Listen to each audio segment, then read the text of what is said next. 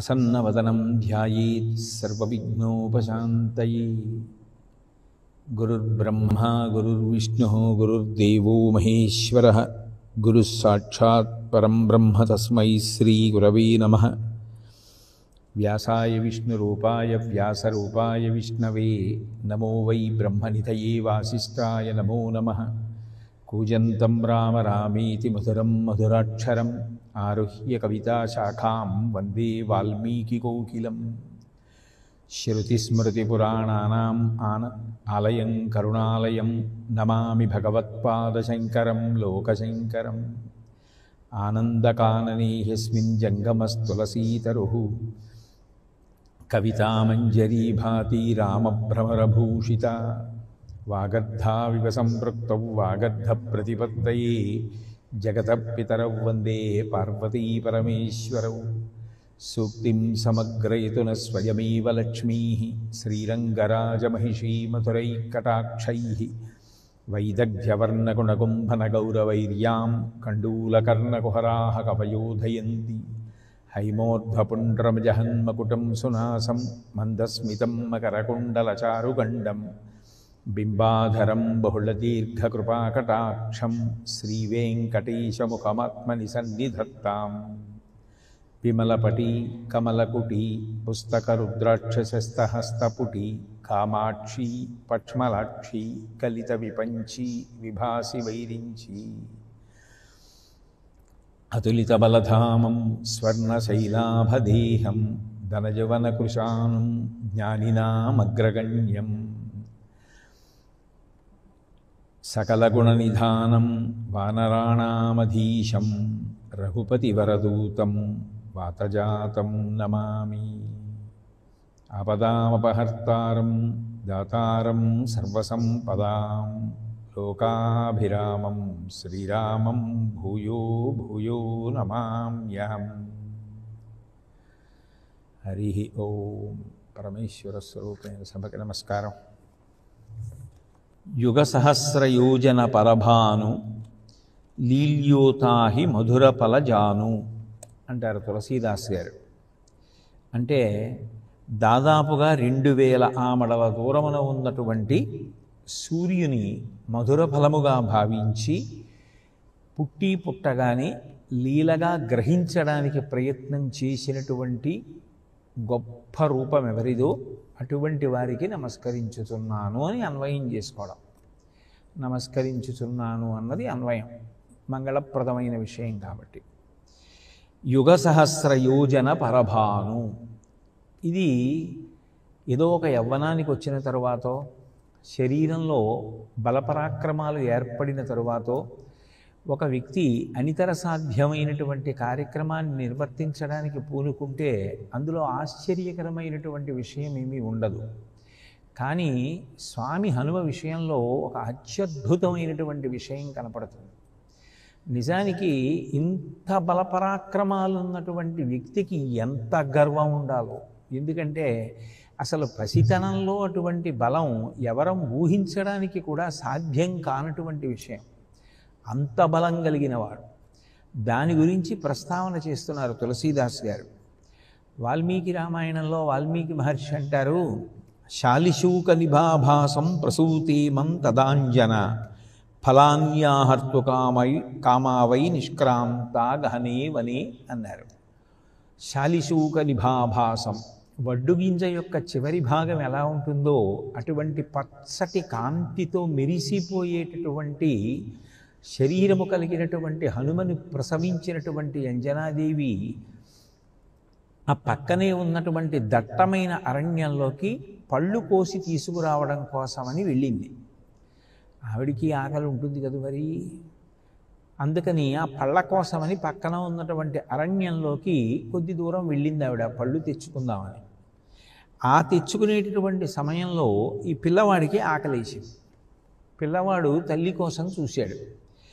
ఏష మాతుర్వియోగాచ్చ క్షుధయాచ వృషార్థిత రురోద శిశిరత్యర్థం శిశు శరవణే యథా. రెల్లుగడ్డి దుబ్బులలో ప్రభవించినటువంటి సుబ్రహ్మణ్యేశ్వర స్వామి వారు ఎట్లాగైతే పాల కోసం ఏడ్చారో స్వప్తమాతృకలు వచ్చి ఆయనకి పాలిచ్చారు.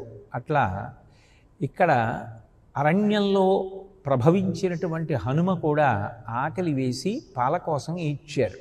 కానీ ఏష మాతృవియోగాచ్చ, తల్లిగారు పక్కన లేరు, ఆవిడ పక్కన ఉన్న అరణ్యంలోకి పళ్ళ కోసం వెళ్ళారు. ఎంతసేపు పెడతారు, ఆవిడికి మాత్రం తెలీదు పసిగుడ్డు అక్కడ ఉందని, వెంటనే వచ్చేస్తారు. కానీ ఆయన పుడుతూనే ఆశ్చర్యకరమైన విషయం ఏమిటంటే, తాను ఏ శరీరంతో ఉన్నారో ఆ శరీర ధర్మం, ఆ శరీరానికి సంబంధించినటువంటి సహజమైన ఇష్టాయిష్టములను ప్రకటించారు. వానరానికి చాలా ఇష్టమైనది ఇది పండు. ఎక్కడైనా పండు కనపడింది అనుకోండి, దాని మీద చాలా ఆశపడుతుంది వానరం. ఆయన ఉన్నది వానర శరీరంతో. అందుకని ఆయన వెంటనే చుట్టూ చూశారు, ఏమైనా దొరుకుతుందా తినడానికి అని. సాధారణంగా అప్పుడే పుట్టిన బిడ్డ అంటే అమ్మ పాలు తప్ప లోకంలో ఇంకా తాగడానికి ఏముంటుంది? అమ్మ పాలు త్రాగటం వినా వేరొకటి స్వీకరించగలిగినటువంటి సత్తాయి ఉండదు. కానీ ఈయన పుడుతూనే పళ్ళు తినచ్చు అనేటటువంటి లక్షణాన్ని పొందారు. పొంది మంచి పండు ఏమైనా ఉందా తినడానికి అన్నట్లుగా ఒకసారి చూశారు. చూస్తే ఆయనకి ఆకాశంలో ఉదయిస్తున్నటువంటి సూర్యబింబం కనపడింది. ఎంత దూరంలో ఉన్న బింబం అది? ఆకాశంలో ఉదయిస్తున్న బింబం ఆ శిశువుకి కనపడగానే అది బాగా ఆయనను ఆకర్షించింది. శిశుత్వం కదూ అది, సూర్యబింబం ఉదయిస్తోంది, ఇన్నెక్కడ తెలుసు? పండు తినాలి అనేటటువంటి లక్షణం మాత్రం వానర శరీరమైన కారణం చేత ప్రకాశించిందంటే బుద్ధిలో. అందుకని తదోద్యంతం వివస్వంతం జపా పుష్పోత్కరోపమం దదర్శ ఫలలోభాచ్య ఉత్పపాత రవింప్రతి. వెంటనే ఆ సూర్యబింబం వంక చూశారు. తేరిపారి చూస్తే అది జపాపుష్పముల యొక్క గుత్తిలో ఉంది. జపాపుష్పం అంటే ఎర్రగా ఉంటుంది. ఆ ఎర్రటి పూల గుత్తి ఎలా ఉంటుందో అట్లా ఉన్నారు సూర్యనారాయణమూర్తి. ఆ రంగు వంక చూశారు, గుండ్రంగా ఉంది బింబం. తినడానికి అదేదో పండులా అనిపించింది ఆయనకి. అనిపించినటువంటి ఉత్తర క్షణంలో ఆ పండుని పట్టుకోవడం కోసం ప్రయత్నిద్దాము అని చెప్పి ఆయన సూర్యబింబం వైపుగా ఎగరడం మొదలుపెట్టారు. అసలు ఇట్లా బహుశా ఏ అవతారంలోనూ ఉండదు. అంటే ఎంత అసాధారణమైనటువంటి ప్రజ్ఞాపాఠవాలు హనుమ విషయంలో అన్నదాన్ని తులసీదాసు గారు తలుచుకుని పొంగిపోతున్నారు. ఇది ఎక్కడుంటుంది ఇలా? ఇలా అమ్మ వెళ్ళి ఇలా వచ్చేటప్పటికీ ఏకంగా ఆకాశంలో ఉన్న సూర్యబింబాన్ని చూసి అది తినవలసినటువంటి పండు అని అనుకుని వెంటనే లేచి అటువైపుకి వెళ్ళడమా? అలా ఉంటుందా? అంటే మనకే శిశుజనంలో తారతమ్యాలు కనపడతాయి. మనుష్య శిశువు పుడితే వేరు, అదే ఒక ఆవు దూడ పుట్టిందనుకోండి, పుట్టగానే కొద్దిసేపట్లో దూడ లేచి నిలబడుతుంది. ఎందుకంటే పడుకుని పాలు తాగటానికి అవకాశం ఉండదు కదూ. ఆవు పొదుగుకు ఉన్నటువంటి శిరములను చప్పరించి పాలు పొందాలి అంటే ఆవు దూడ దగ్గరికి వచ్చి పడుకుని శిరములను ఎలా అందిస్తుంది? అది నిలబడి ఉంటుంది. అది నిలబడి ఉన్నప్పుడు పాలు త్రాగటం కోసం దూడ ప్రయత్నపూర్వకంగా నిలబడుతుంది. వణికిపోతూ ఆ కాళ్ళు ఎలాగో అలా దగ్గరికి తీసుకుని వెతుక్కుంటూ, మరి దానికి ఏ పరదేవత ఉపదేశమో తెలీదు, అంత పొడవుగా ఉండేటటువంటి ఆవు యొక్క శరీరంలో పొదుగు దగ్గరికి వెళ్ళి ఆ శిరములను నోట పట్టుకుని చప్పరిస్తుంది. చప్పరించి పాలు తాగుతుంది. మన కళ్ళ ముందు మన బిడ్డ అలా లేచి నిలబడి ఆహారం తీసుకోవడం మనకి తెలియదు. కానీ ఒక ఆవు దూడ లేచి నిలబడుతోంది, వెంటనే నిలబడుతోంది, నడుస్తోంది, అడుగులేస్తోంది. ఒక్క 3-4 రోజులు తిరిగేటప్పటికీ తోకెత్తి పరిగెడుతోంది. శక్తిలో తారతమ్యం కనపట్టాలా? అది హనుమ విషయంలోకి వచ్చేటప్పటికీ అనూహ్యం. ఇక ఆయనతో పోల్చడానికి మాత్రం లోకంలో ఇక ఏ శిశువు ఉండరు. అటువంటి పరమాద్భుతమైనటువంటి శక్తిని ప్రకటించారు. అంత శక్తి. అయితే ఎగరడము అనేటప్పటికీ ఏదో శిశువు కాబట్టి తెలియక మెల్లిగా ఎగురుతూ ఏమైనా వెడుతున్నారా ఆ సూర్యబింబాన్ని పట్టుకోవడానికి? అంటే బాలార్కాభిముఖో బాలో బాలార్క ఇవమూర్తిమాన్ గ్రహీతు కామో బాలార్కం ప్లవతేంబరమధ్యగ. ఇలా చూస్తుండగా ఆయన బాలార్కాభిముఖో బాలు, బాలార్కుడు ఉదయిస్తున్నటువంటి సూర్యబింబానికి ఎదురుగుండా బాలార్క ఇవమూర్తిమాన్, వేరొక బాలసూర్యుడు వెడుతున్నాడా అన్నట్టుగా. ఎందుకంటే ఆ ముఖం, ఆ నోరు పగడాల ముద్దలా ఎర్రగా ఉంటుంది. ఆ ఎర్రగా ఉన్నటువంటి పగడాల ముద్ద వంటి నోటితో ఎర్రటి బింబానికి ఎదురుగా ఎర్రటి కాంతులతో ఆయన వెడుతున్నారు. దేనికి? గ్రహీతు కామో బాలార్కం, ఆ బాలార్క బింబాన్ని పండు అనుకుని పట్టుకుందాము అనేటటువంటి ఉద్దేశ్యంతో వెడుతున్నారు. అని వెడుతూ ప్లవతేంబర మధ్యగ, ఆయన ఆకాశం మధ్యలోకి వెళ్ళిపోయారు. చూస్తుండగానే వెళ్ళిపోయి అంత మధ్య వరకు దూసుకుపోయి ముందుకు వెళ్ళిపోతున్నారు. వెళ్ళిపోతుంటే దేవతలు, దానవులు, ఆ ఆకాశ మార్గంలో తిరిగేటటువంటి వాళ్ళందరూ కూడా చాలా ఆశ్చర్యపోయారు. దేనికి ఆశ్చర్యపోయారంటే, అసలు ఇదేమిటి ఇంత వేగంగా వెడుతున్నాడు ఈ శిశువు? ఇప్పటికిప్పుడు పుట్టాడు, పుట్టినవాడు సూర్యమండలం వైపుకే అంత వేగంగా వెళ్ళిపోతున్నాడు. ఇంత వేగంగా వెళ్ళడం అనేటటువంటిది ఎవరి విషయంలో సాధ్యమవుతుంది? అది ఎవరి విషయంలోనూ సాధ్యమయ్యేటటువంటి విషయం కాదు. ఎట్లా వెళ్ళగలుగుతున్నాడు? ఈ వెళ్ళడం కూడా ఎంత వేగంగా వెడుతున్నాడు అంటే, ఆయన వాయువు కన్నా వేగంగా వెడుతున్నారు, అట్లాగే మనస్సు కన్నా వేగంగా వెడుతున్నారు, గరుత్మంతుడి కన్నా వేగంగా వెడుతున్నారు. లోకంలో ఈ మూడిటి కన్నా వేగం కలిగినటువంటివి ఏవీ లేవు. అన్నిటికన్నా వేగంగా వెళ్ళగలిగినది వాయువు. వాయువు కన్నా వేగంగా వెళ్ళగలిగినది లేదా వాయు సమానంగా వేగంతో వెళ్ళగలిగినటువంటి వాడు గరుత్మంతుడు. వాళ్ళిద్దరికన్నా కూడా చాలా వేగంగా వెళ్ళేటటువంటిది మనసు. ఈ మూడిటికన్నా కూడా వేగంగా ఆయన బయలుదేరి ప్రయాణం చేసి వెళ్ళిపోతున్నారు. ఒక శిశువు అంత వేగంతో నిరాధారమైనటువంటి ఆకాశ మార్గంలో ఎగురుతూ ప్రయాణం చేసి వెళ్ళడం అనేటటువంటిది చాలా ఆశ్చర్యకరమైనటువంటి విషయం. అందుకని వాళ్ళందరూ కూడా తెల్లబోయి తమలో తాము మాట్లాడుకుంటూ అంటున్నారు, వాయుర్గరుడో నమస్తద, వాయుర్గరుడో న మనస్తథా. వాయువు కానీ గరుత్మంతునకు కానీ మనస్సుకి కానీ ఇంత వేగం లేదు. ఇంత వేగంతో ఈయన వెళ్ళగలుగుతున్నారు అంటే ఇది అసాధారణ ప్రజ్ఞాపాఠం. ఇంత అసాధారణ ప్రజ్ఞాపాఠవాలతో వెడుతున్నటువంటి ఈ శిశువుని దర్శనం చేయడమే చాలా ఆశ్చర్యంగా ఉంది అనుకున్నారు. కానీ ఆ పిల్లవాడికి ఎక్కడైనా ఇబ్బంది కలుగుతుందేమోనని సహజమైనటువంటి పితృప్రేమ చేత వాయుదేవుడు ఆ హనుమని అనుసరించి వెనకాతలే వెడుతున్నారు. వెడుతూ ఆ పిల్లవాడికి ఎక్కడా కూడా ఖేదం కలగకుండా ఉండడం కోసం, శ్రమ కలగకుండా ఉండడం కోసం చల్లగా ఉండేటటువంటి వాతావరణాన్ని సృష్టించి ఆయన వెనకాతలే ఎక్కడ ఈ పిల్లవాడికి ఇబ్బంది కలిగితే అప్పుడు పట్టుకోవడం కోసం అని చెప్పి వెనకాతలే వెడుతున్నారు. ముందు పిల్లవాడు వెడుతున్నాడు. ఎంత వేగంగా వెడుతున్నాడు అంటే, సూర్యోదయం ప్రారంభమైందనుకోండి, ఆ బింబం అలాగే ఉంటుందా? అది క్షణక్షణం కాంతిని పుంజేసుకుంటుంది, క్షణక్షణం తేజస్సుని పెంచేసుకుంటుంది. ఆ బింబం అలా ఎరుపుగా ఉండగానే ఇంకా అది బంగారు రంగుల్లోకి మారకముందే ఆ బింబాన్ని పట్టుకోవడానికి ఆయన ఇంచుమించు సూర్యమండలానికి చేరిపోయారు. కొన్ని వేల యోజనాలు దాటి వెళ్ళిపోయారు. వెళ్ళిపోయి సుశిరేషత్వదోషజ్ఞ ఇది మత్వా దివాకర కార్యం చాస్మిన్ సమాయత్త ఇత్యేవం న దదాహసః. ఈ పిల్లవాడు శిశువు, వీడికి తప్పొప్పులు తెలియవు. చిన్నపిల్లవాడు, ఇది సూర్యబింబం, దాన్ని పట్టుకోవడం సాధ్యం కాదు, అది తేజస్సుని పుంజేసుకుంటుంది, అక్కడికి దగ్గరికి వెళ్ళినా దాన్ని ముట్టుకునే ప్రయత్నం చేసినా ప్రమాదం ఏర్పడుతుంది, అట్లా ఎవరూ ఆకాశ మార్గంలో ప్రయాణం చేసి సూర్యబింబాన్ని ముట్టుకునే ప్రయత్నం చెయ్యరు అని తెలియనివాడు. తెలియనితనం చేత వచ్చేస్తున్నాడు. అంటే మానసికంగా ఇంకా అసలు అది సూర్యబింబము అని కూడా తెలుసుకోలేనటువంటి స్థితిలో శరీర బలం మాత్రం అంత ఉంది. ఆ తర్వాత గురువులు శుశ్రూష చేసి బుద్ధి వైభవం దానికి కోటి రెట్లయిపోయింది. అంటే అసలు ఇంత అసాధారణమైనటువంటి వ్యక్తి, ఇంత అసాధారణమైనటువంటి ప్రజ్ఞాపాఠవాలు ఉన్నవారు లోకంలో ఎక్కడైనా కనపడతారా? ఏమి అసాధారణ ప్రజ్ఞాశాలి మీరు!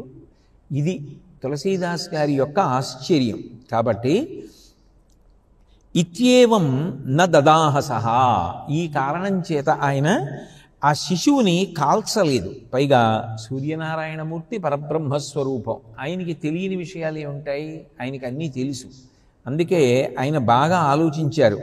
కార్యం చాస్మిన్ సమాయత్త, ఈ పిల్లవాడు పెరిగి పెద్దవాడైన తర్వాత దేవతా కార్యాన్ని నిర్వర్తిస్తాడు. దేవతా కార్యాన్ని నిర్వర్తించవలసినటువంటి లక్షణం ఉన్నటువంటి ఈ పిల్లవాడు ఇప్పుడు శిశుత్వ దోషం చేత తెలిసో తెలియకో నా దాకా వచ్చేసి నన్ను ముట్టుకునేటటువంటి ప్రయత్నం చేస్తున్నప్పటికీ కూడా అసాధారణమైనటువంటి ప్రజ్ఞాపాఠవాలు ఇంత శిశుత్వంలోనే ఈ పిల్లవాడికి ఉండడం, ఈ పిల్లవాడి యొక్క శరీరానికి ఇంత బలం ఇంత వేగం ఉండి ఇలా ప్రయాణం చేసి నా దగ్గరికి వస్తే నేను దాన్ని దోషంగా భావించి బుద్ధి ఎదగలేదని ఆ పిల్లవాడిని కాల్చడం మర్యాద కాదు. కాబట్టి నేను ఈ పిల్లవాడిని కాల్చను అని సూర్యనారాయణమూర్తి నిర్ణయం చేసుకొని ఆ శిశువుని ఏమీ అనలేదు. కానీ ఎక్కడ భూమి మీద పుట్టినటువంటి పిల్లవాడు కొద్దిసేపట్లో ఏకంగా సూర్యమండలం వరకు వెళ్ళిపోయాడు. వెనక వాయుదేవుడు ఉన్నాడు. వెళ్ళిపోయి సహజంగా సూర్యబింబాన్ని ముట్టుకుని అది తినే ఫలం అనుకుని దాన్ని ఎలా పట్టుకోవాలి, ఎలా తినాలి అనే ప్రయత్నంలో ఆయన ఉన్నాడు. దగ్గరికి వెళ్ళిన తర్వాత బింబం ఎలా ఉంటుంది? అసలు ఆ తేజస్సుని అంత దగ్గరగా చూసి తట్టుకోవాలంటే ఎంత శక్తి ఉండాలి, ఆ కళ్ళకి ఎంత శక్తి ఉండాలి. చాలా గొప్పగా వెలిగిపోతున్నటువంటి ప్రకాశాన్ని మనం కంటితో చూసామనుకోండి, కాసేపు కళ్ళు బైర్లు కమ్ముతాయి, ఏం కనపడవు. మధ్యాహ్న సూర్యబింబం వంక కంటితో కాసేపు చూసి వేరొక వస్తువుని చూసామనుకోండి, ఏదో పుస్తకం చదువుదాం అనుకున్నాం అనుకోండి, అక్షరాలు సక్రమంగా కనపడవు. అంత తేజస్సు చేత కన్నులు బైర్లు కమ్ముతాయి.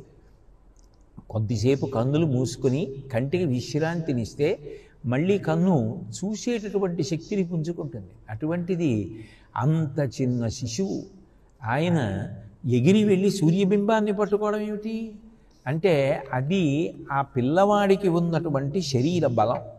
అంత గొప్ప బలం కలిగినటువంటి వాడివి కాబట్టి పుడుతూనే శిశువుగా ఉన్నప్పుడే అమ్మ ఇలా వెళ్ళి ఇలా వచ్చే లోపల నువ్వు సూర్యబింబం దగ్గరికి వెళ్ళిపోయావు. ఇంతటి అసాధారణ ప్రజ్ఞ లోకంలో ఎక్కడైనా ఉంటుందా? ఇది శరీర సంబంధం. ఇక ఆ తర్వాత ప్రజ్ఞా విశేషానికి పదును రావడం, ఆ సూర్యనారాయణమూర్తే గురువయ్యారు. గురువయ్యి అంత గొప్పగా పాఠం చెప్తే ఆయన శరీరానికి ఏ బలం ఉందో, ఏ వేగం ఉందో దాన్నే సద్వినియోగం చేసుకుని అంత బాగా చదువుకున్నారు. అంత బాగా చదువుకుని గురువుగారిని అనుగమించి మంచి శిష్యుడై సకల శాస్త్రముల యందు కూడా ప్రవీణుడై ఇటువంటి శిష్యుడు, ఇటువంటి బుద్ధిమాన్ లోకంలో ఉండరు అని అనిపించుకున్నారు. అప్పుడు ఆ గురువుకి ఎంత సంతోషంగా ఉంటుంది అంటే, వ్యక్తికి కొన్ని ఉండడం ఒక ఎత్తు, కానీ ఉన్నవి సక్రమంగా వాడుకోగలగడం ఒక ఎత్తు. సర్వసాధారణంగా లోకం యొక్క పోకడలో రెండు తేడాలు ఉంటాయి. మనం ఇంత చేస్తున్నాం, మనకి చేసేవాడెవడు అది ఆలోచిస్తారు. రెండు, మనకి ఉందని చేయడానికి అని ఆలోచిస్తారు. మీరు జాగ్రత్తగా గమనించండి, హనుమ జీవితం ఈ రెండిటికి వ్యతిరేకం. హనుమ ఎప్పుడూ కూడా నా దగ్గర ఇది లేదు కదా నేను ఎలా చేయగలను అన్న మాట అసలు అనరు. ఆయన కార్యసాధన కొరకు ఆయన దగ్గర ఏ విభూతులు ఉన్నాయో ఆ విభూతుల్ని వాడుకుంటూనే విడిపోయి కార్యాన్ని సాధిస్తారు. అంతేగాని నాకు ఇది లేదు కదా, ఇది కలిసి రాలేదు కదా, ఇంకా ఎలా జరుగుతుంది, ఎట్లా చేస్తాం, అట్లా కాళ్ళు చాపుకోవడం, అట్లా నిరుత్సాహపడడం హనుమ జీవితంలో ఉండదు. రెండు, నాకు వాళ్ళు ఏం చేశారు, వీళ్ళు ఏం చేశారు, నేను ఎంతమందికి ఎన్ని చేశాను, ఇంతమందికి ఇన్ని చేసినా నాకు పలికిన వాళ్ళెవరు, నాకు మళ్ళీ తిరిగి ప్రత్యుపకారం చేసిన వాళ్ళెవరు, ఇటువంటి ఆలోచనలు అసలు హనుమయందు మీకు ఎప్పుడూ కనపడవు. ఆయన లోకంలో అందరికీ ఉపకారాలే. నిన్నను మీరు రామాయణంలో పరిశీలించినప్పుడు చూశారు, అసాధారణమైనటువంటి ఉపకారములు చేశారు. ఆయన జీవితంలో రామాయణంలో 24,000 శ్లోకాలలో ఆయన మళ్ళీ వెనక్కి తిరిగి నాకు సుగ్రీవుడు ఏం చేశాడు అని కానీ, నాకు విభీషణుడు ఏం చేశాడు అని కానీ, నాకు తోటి వానరాలు ఏం చేశాయని కానీ, నాకు సీతారాములు ఏం చేశారు అని కానీ ఆయన ఆలోచించినటువంటి సందర్భం పైకి అనకపోవచ్చు, ఆయన మనసులో ఇలా అనుకున్నారు అన్న శ్లోకం ఎక్కడైనా కనపడుతుందా? ఎక్కడా కనపడదు. అసలు ఎంత ఉదాత్తమైనటువంటి శీలం అది! అసలు అటువంటి బుద్ధి ఉండడం, అటువంటి శీల వైభవం ఉండడం ఎంత గొప్ప విశేషం. ప్రేమించగలగడానికి కారణం ఎక్కడుంటుంది అంటే అవతల వారి యొక్క బలహీనతని మన్నించగలిగినప్పుడు. అవతల వారిలో ఒక బలహీనత ఉందనుకోండి, అదే ప్రేమించడానికి కారణం ఎందుకు అవుతుంది అంటే అనుబంధాన్ని పెంచుకున్నప్పుడు. ఇప్పుడు ఒక తల్లికి 4 బిడ్డలు ఉన్నారనుకోండి, 4 బిడ్డల్లో ఒక్క బిడ్డ యొక్క శరీరం బాగా నీరసపడిపోయిన శరీరం అనుకోండి, ఆ నీరసపడిపోయిన శరీరం ఉన్న పిల్లవాడినే తల్లి ఎక్కువ ప్రేమిస్తుంది. అయ్యో వీడు అర్భకుడు, వీడు చాలా నీరసపడ్డవాడు, పాపం బలహీనంగా ఉంటాడు, వీడిని నేను కనిపెట్టుకుని ఉండాలి అని ఎంతో జాగ్రత్తగా చూసుకుంటుంది. తల్లి ప్రేమించడానికి కారణం ఆ పిల్లవాడి బలహీనత. భర్త భార్యని ఎక్కువ ప్రేమించడానికి కారణం భార్య యందు ఏదైనా బలహీనత ఉందనుకోండి, అయ్యో దానికి పాపం ఈ ఇబ్బంది ఉంది, దానికి ఈ బలహీనత ఉంది, కాబట్టి నేను దానికి జీవితంలో తోడు కావాలి, ఈ బలహీనతని నేను కప్పాలి అని భర్త భార్యని ప్రేమించడానికి కారణమైంది.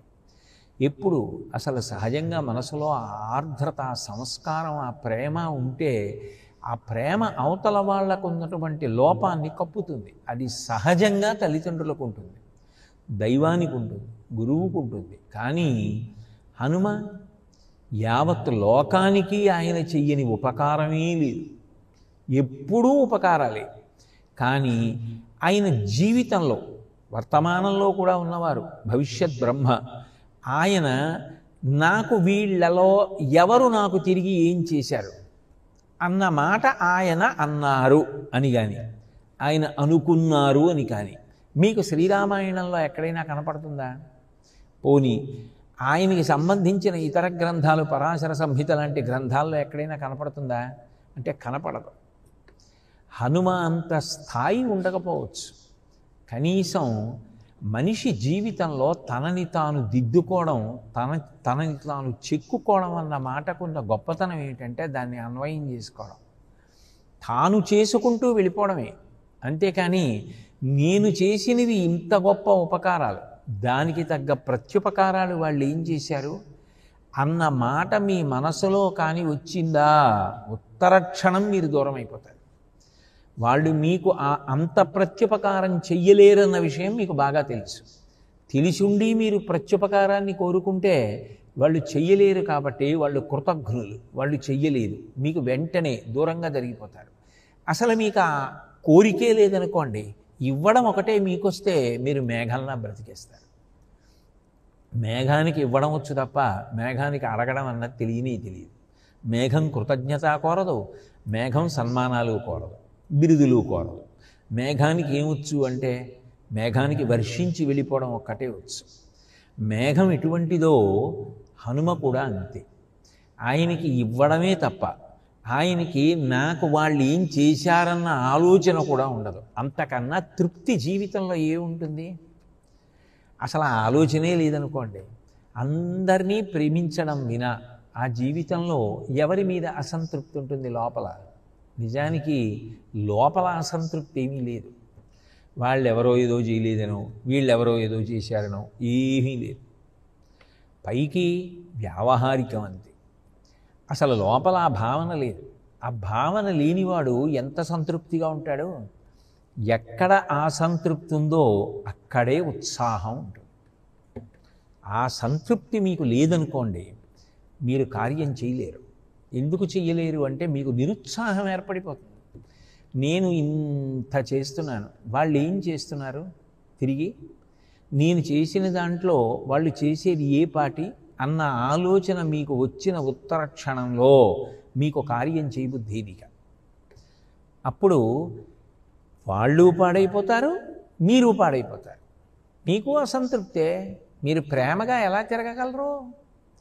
హనుమ జీవితంలో అదొక అద్భుతమైనటువంటి కోణం. పుట్టినప్పుడు వచ్చిన శరీర బలం, తర్వాత సంపాదించుకున్న బుద్ధి బలం, రెండిటినీ కలిపి లోకాం కోసం ఖర్చు పెట్టారు, పెడతారు. ఆయన తిరిగి ప్రత్యుపకారం, ఆయన తిరిగి ప్రతిఫలం ఆయన ఏం కోరరు.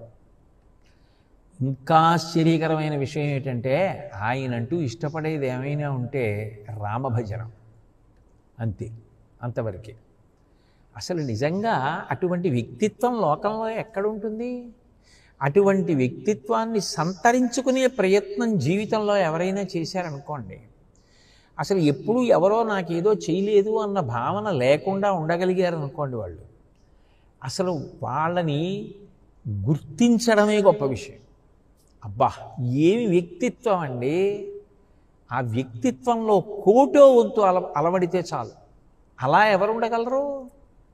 అది ఎంత అసాధారణ విశేషం, ఎంత గొప్ప విషయం అండి అని అలవాటు చేసుకుంటే అదే శీల వైభవం. అప్పుడు వ్యక్తిత్వాన్ని మార్చుకోవడానికి, వ్యక్తిత్వాన్ని ఉన్నతిలోకి తీసుకెళ్ళడానికి హనుమ కన్నా గొప్ప ఉదాహరణ లోకంలో ఎవరుంటారు ఇంకా? అంతటి మహానుభావుడు. ఇది తులసీదాసు గారి యొక్క ఆశ్చర్యానికి ఆనందానికి కారణం. పుట్టుకతో ఇంత బలం లోకంలో ఎవరికీ ఉండదు. నిన్ను సూర్యుడు ఎందుకు వదిలేశాడు?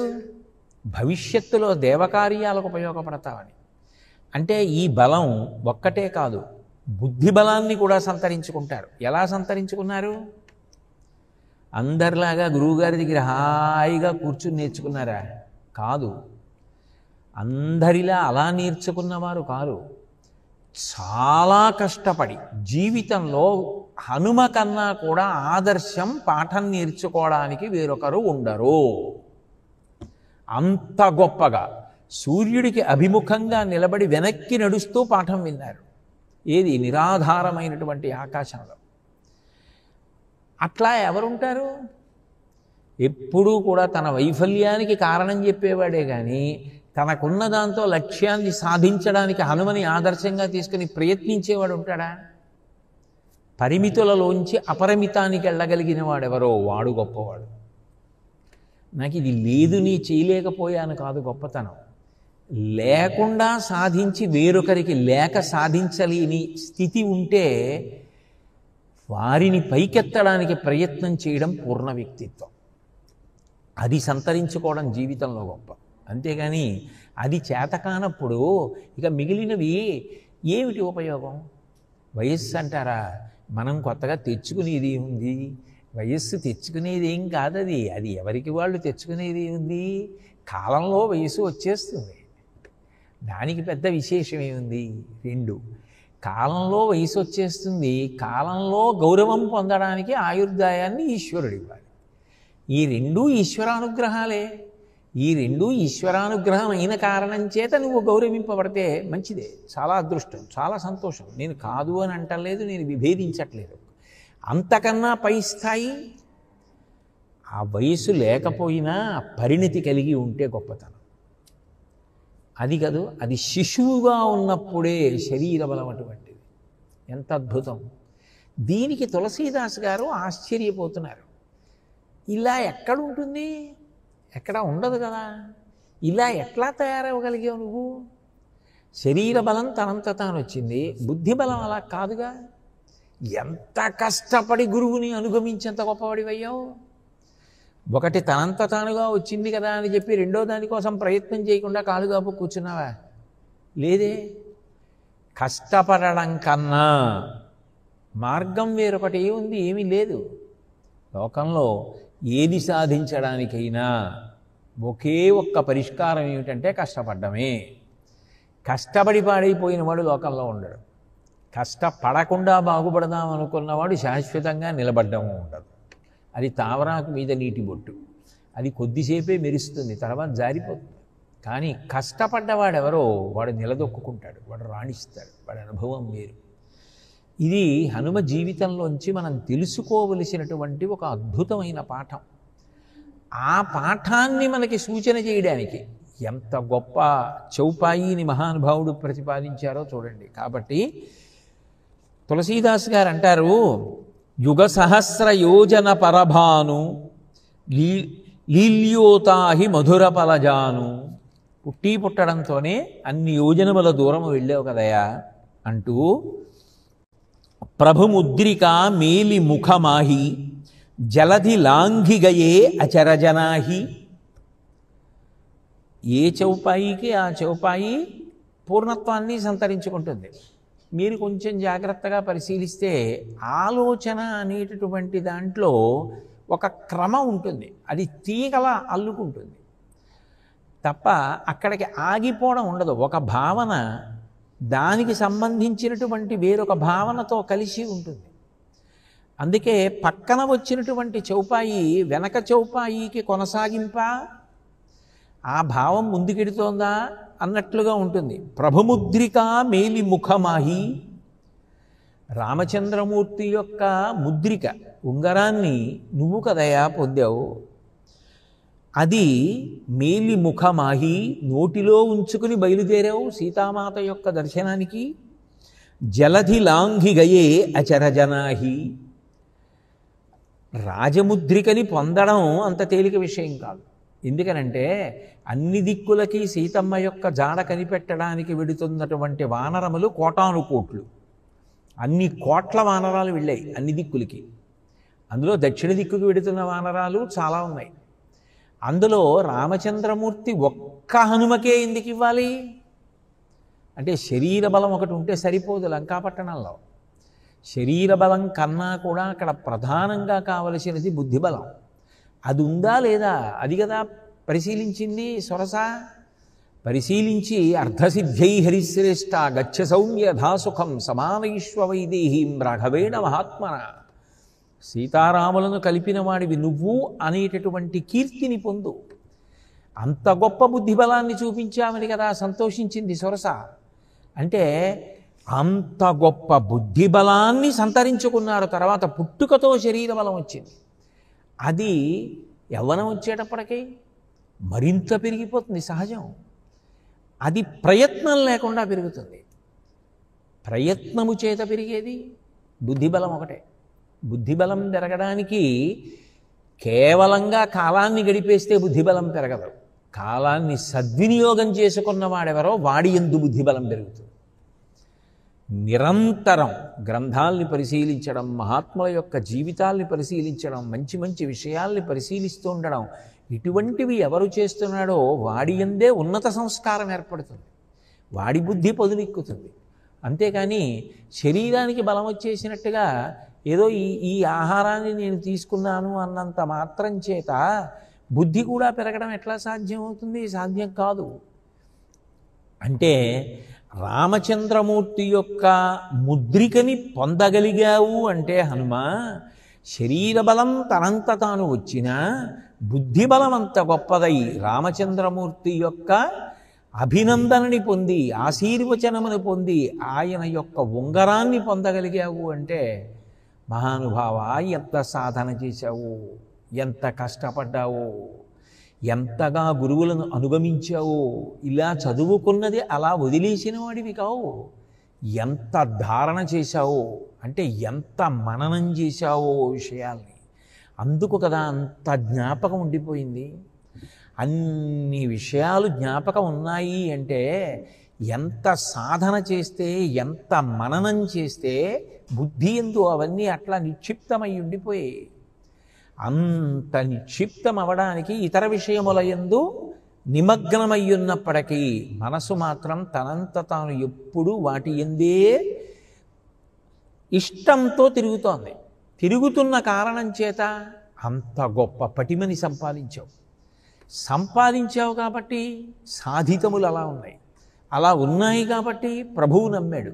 ప్రభు అయినటువంటి సుగ్రీవుడు నమ్మాడు కాబట్టి రామచంద్రమూర్తి నమ్మారు. రామచంద్రమూర్తి నమ్మారు కాబట్టి ఉంగరాన్ని ఒక్క హనుమకిచ్చారు.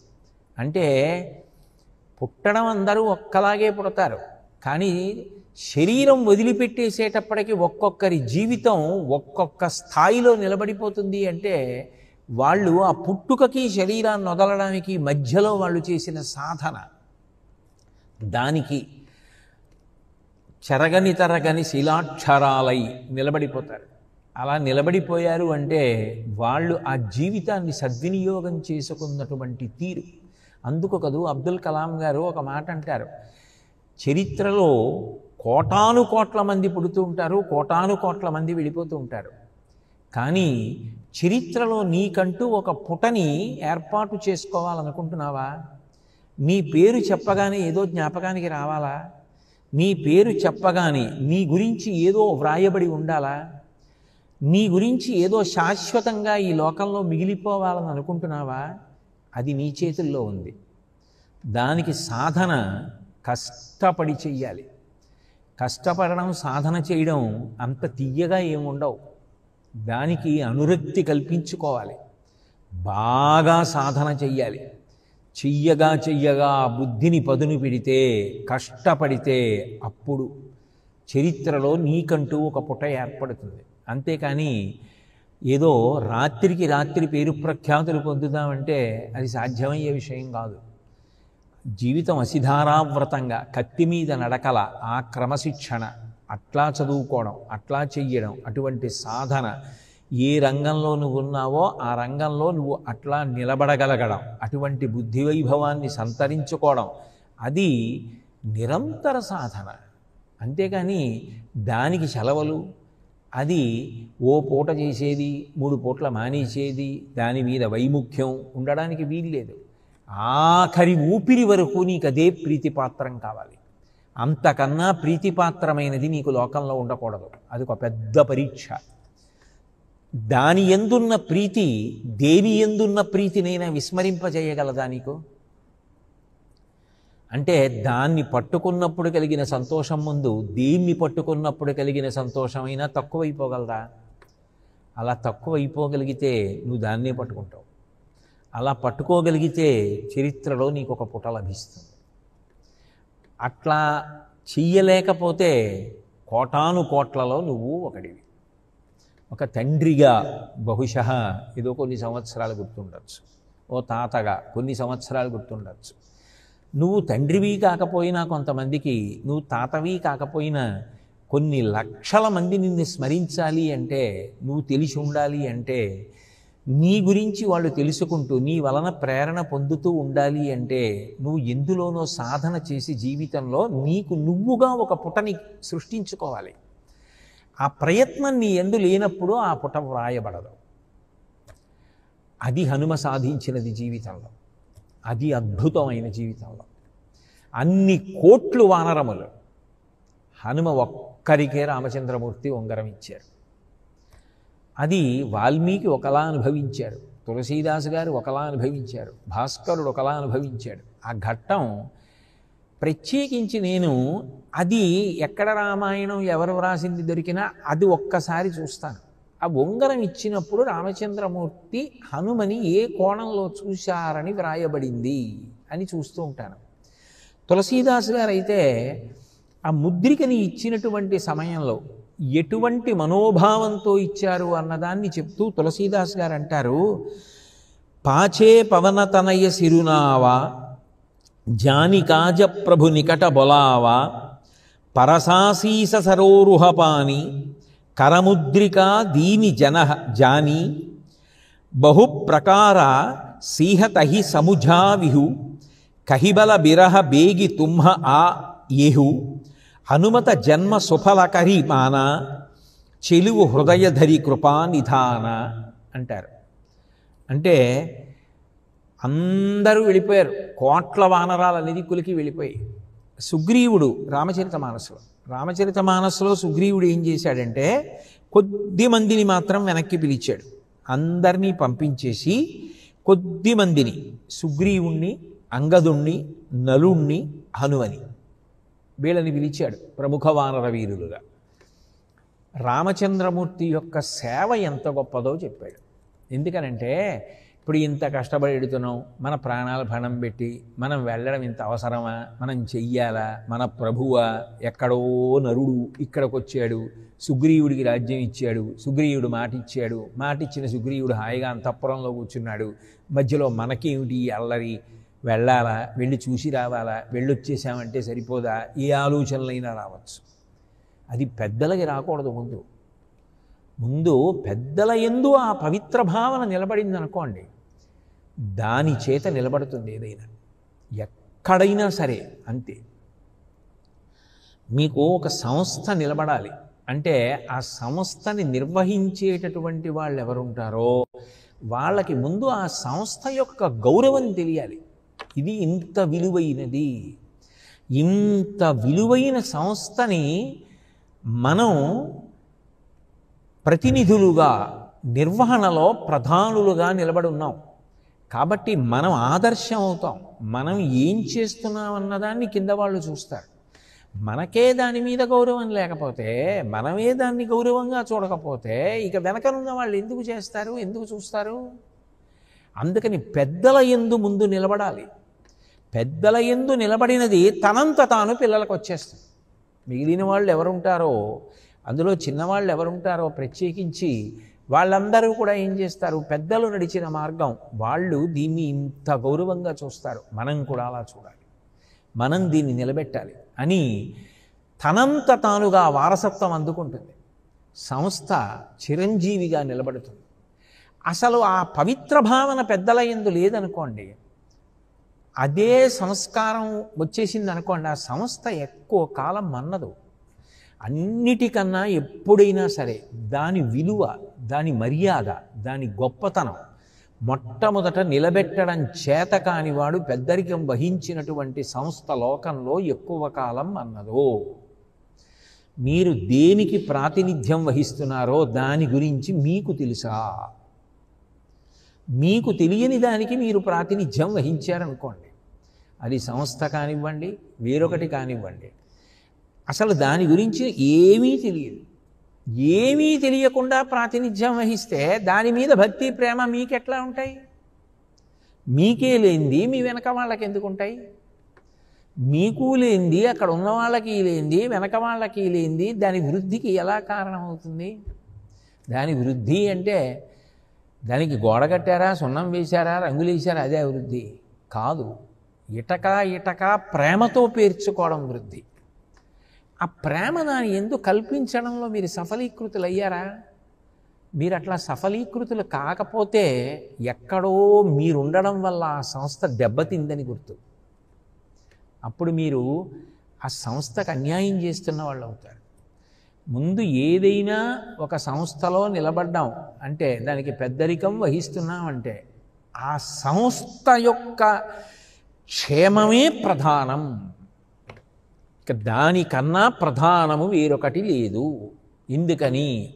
అది నా జీవోద్ధరణ చేస్తుంది. ఈ శరీరం, ఈ జన్మ తాత్కాలికం.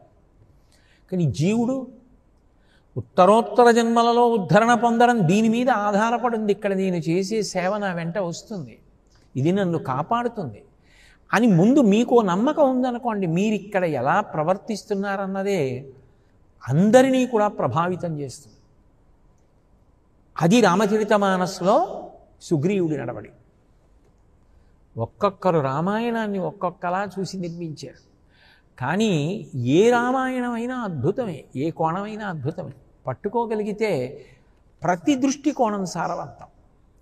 అందుకని పెద్దల్ని పిలిచాడు. పిలిచి రామసేవలో ఉన్న గొప్పతనాన్ని చెప్పాడు.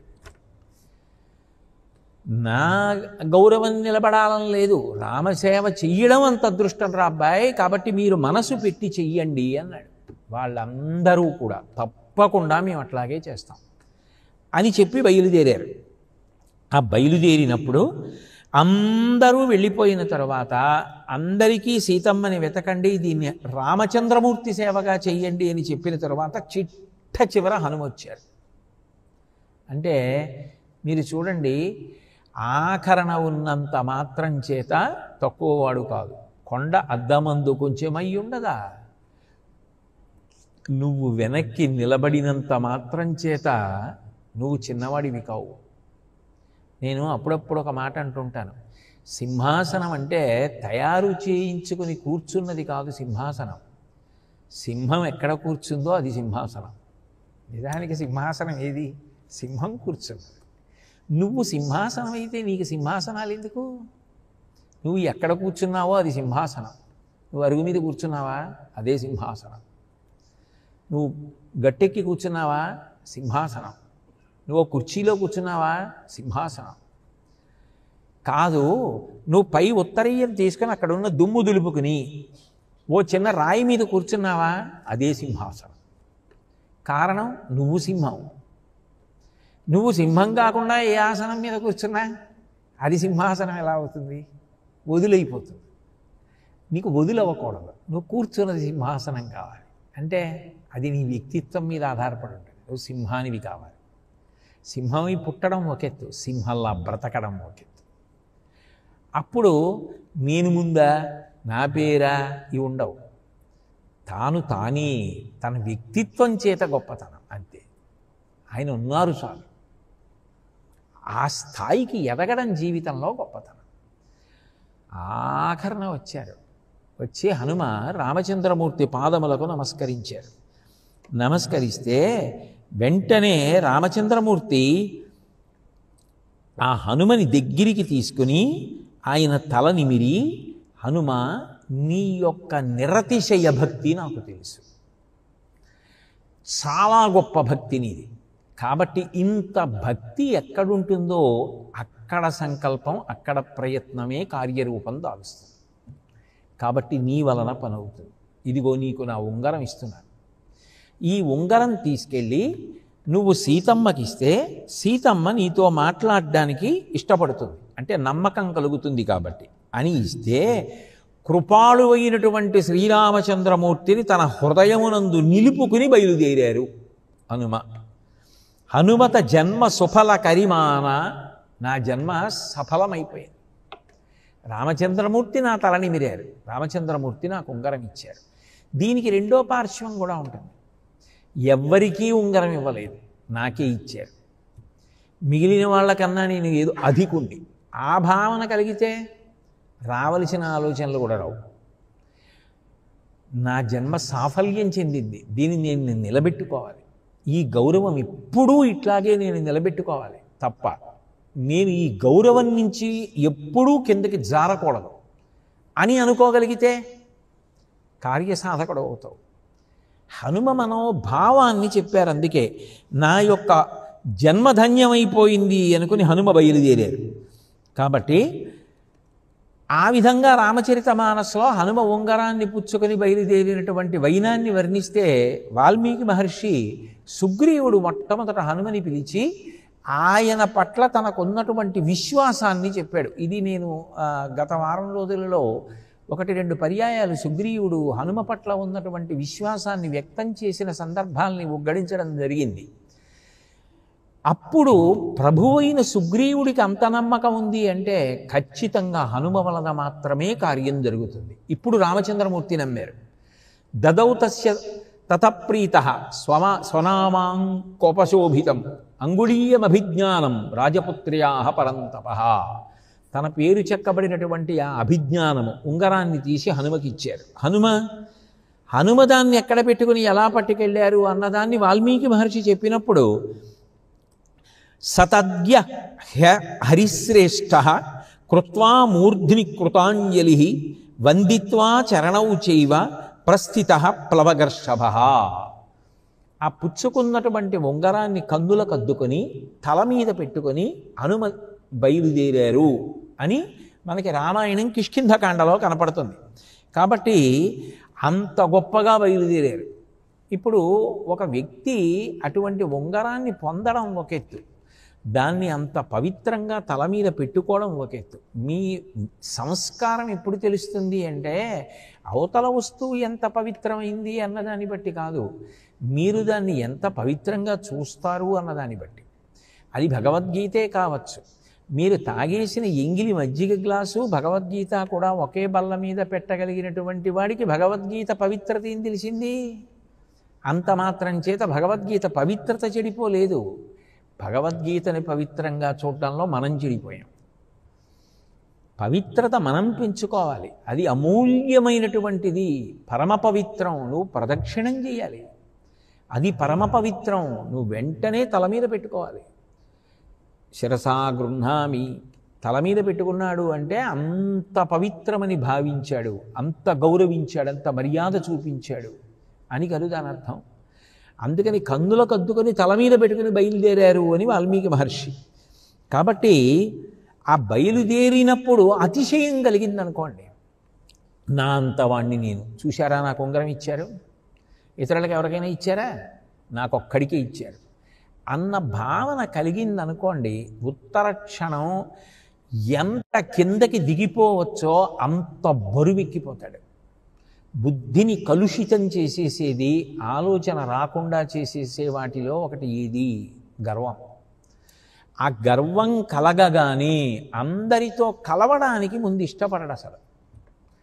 నేను వాళ్ళతో కలవడం ఏమిటి, నేను వాళ్ళతో కలిసి కూర్చోవడం ఏమిటి, నేను వాళ్ళతో కలిసి పనిచేయడం ఏమిటి, వాళ్ళు నా దగ్గరికి అంత స్వేచ్ఛగా రావడం ఏమిటి, నేను వాళ్ళతో మాట్లాడడం ఏమిటి, వాళ్ళు నాతో మాట్లాడడం ఏమిటి, నా స్థాయి ఏమిటి అనుకోవడం మొదలుపెట్టాడు అనుకోండి, ఉత్తర క్షణంలో ఆయన ఎవ్వరితోనూ కలవలేడు. ఎవ్వరితోనూ కలవలేనివాడు కార్యాన్ని సాధించలేడు. హనుమ అందరితోనూ కలిశారు. కలిసిన దాని ప్రయోజనం ఏమిటి? అందులో పెద్దరికం ఉన్నవాడు ఉన్నాడు, జాంబవంతుడు. ఆయనే శాప విమోచనానికి కారణమై హనుమ యొక్క ప్రతిభా వ్యుత్పత్తులను కీర్తించాడు. కీర్తించిన కారణం చేత ఆయనకి శాప విమోచనమైంది. తులసీదాసు గారు ఈ క్రమాన్ని దృష్టిలో పెట్టుకుని వర్ణిస్తున్నారు. ఇది నీ బుద్ధి వైభవం. ఇది ఎంత గొప్ప విషయం. ఇన్ని కోట్ల మందిలో నేను ఇంతవాణ్ణి అనగానే నువ్వు అందరికీ దూరంగా జరిగిపోయి అంతవాణ్ణి ఇంతవాణ్ణి అనుకుంటే అవుతుంది ఆ కార్యం. అసలు ఆ భావన ఎక్కడొచ్చింది మీకు?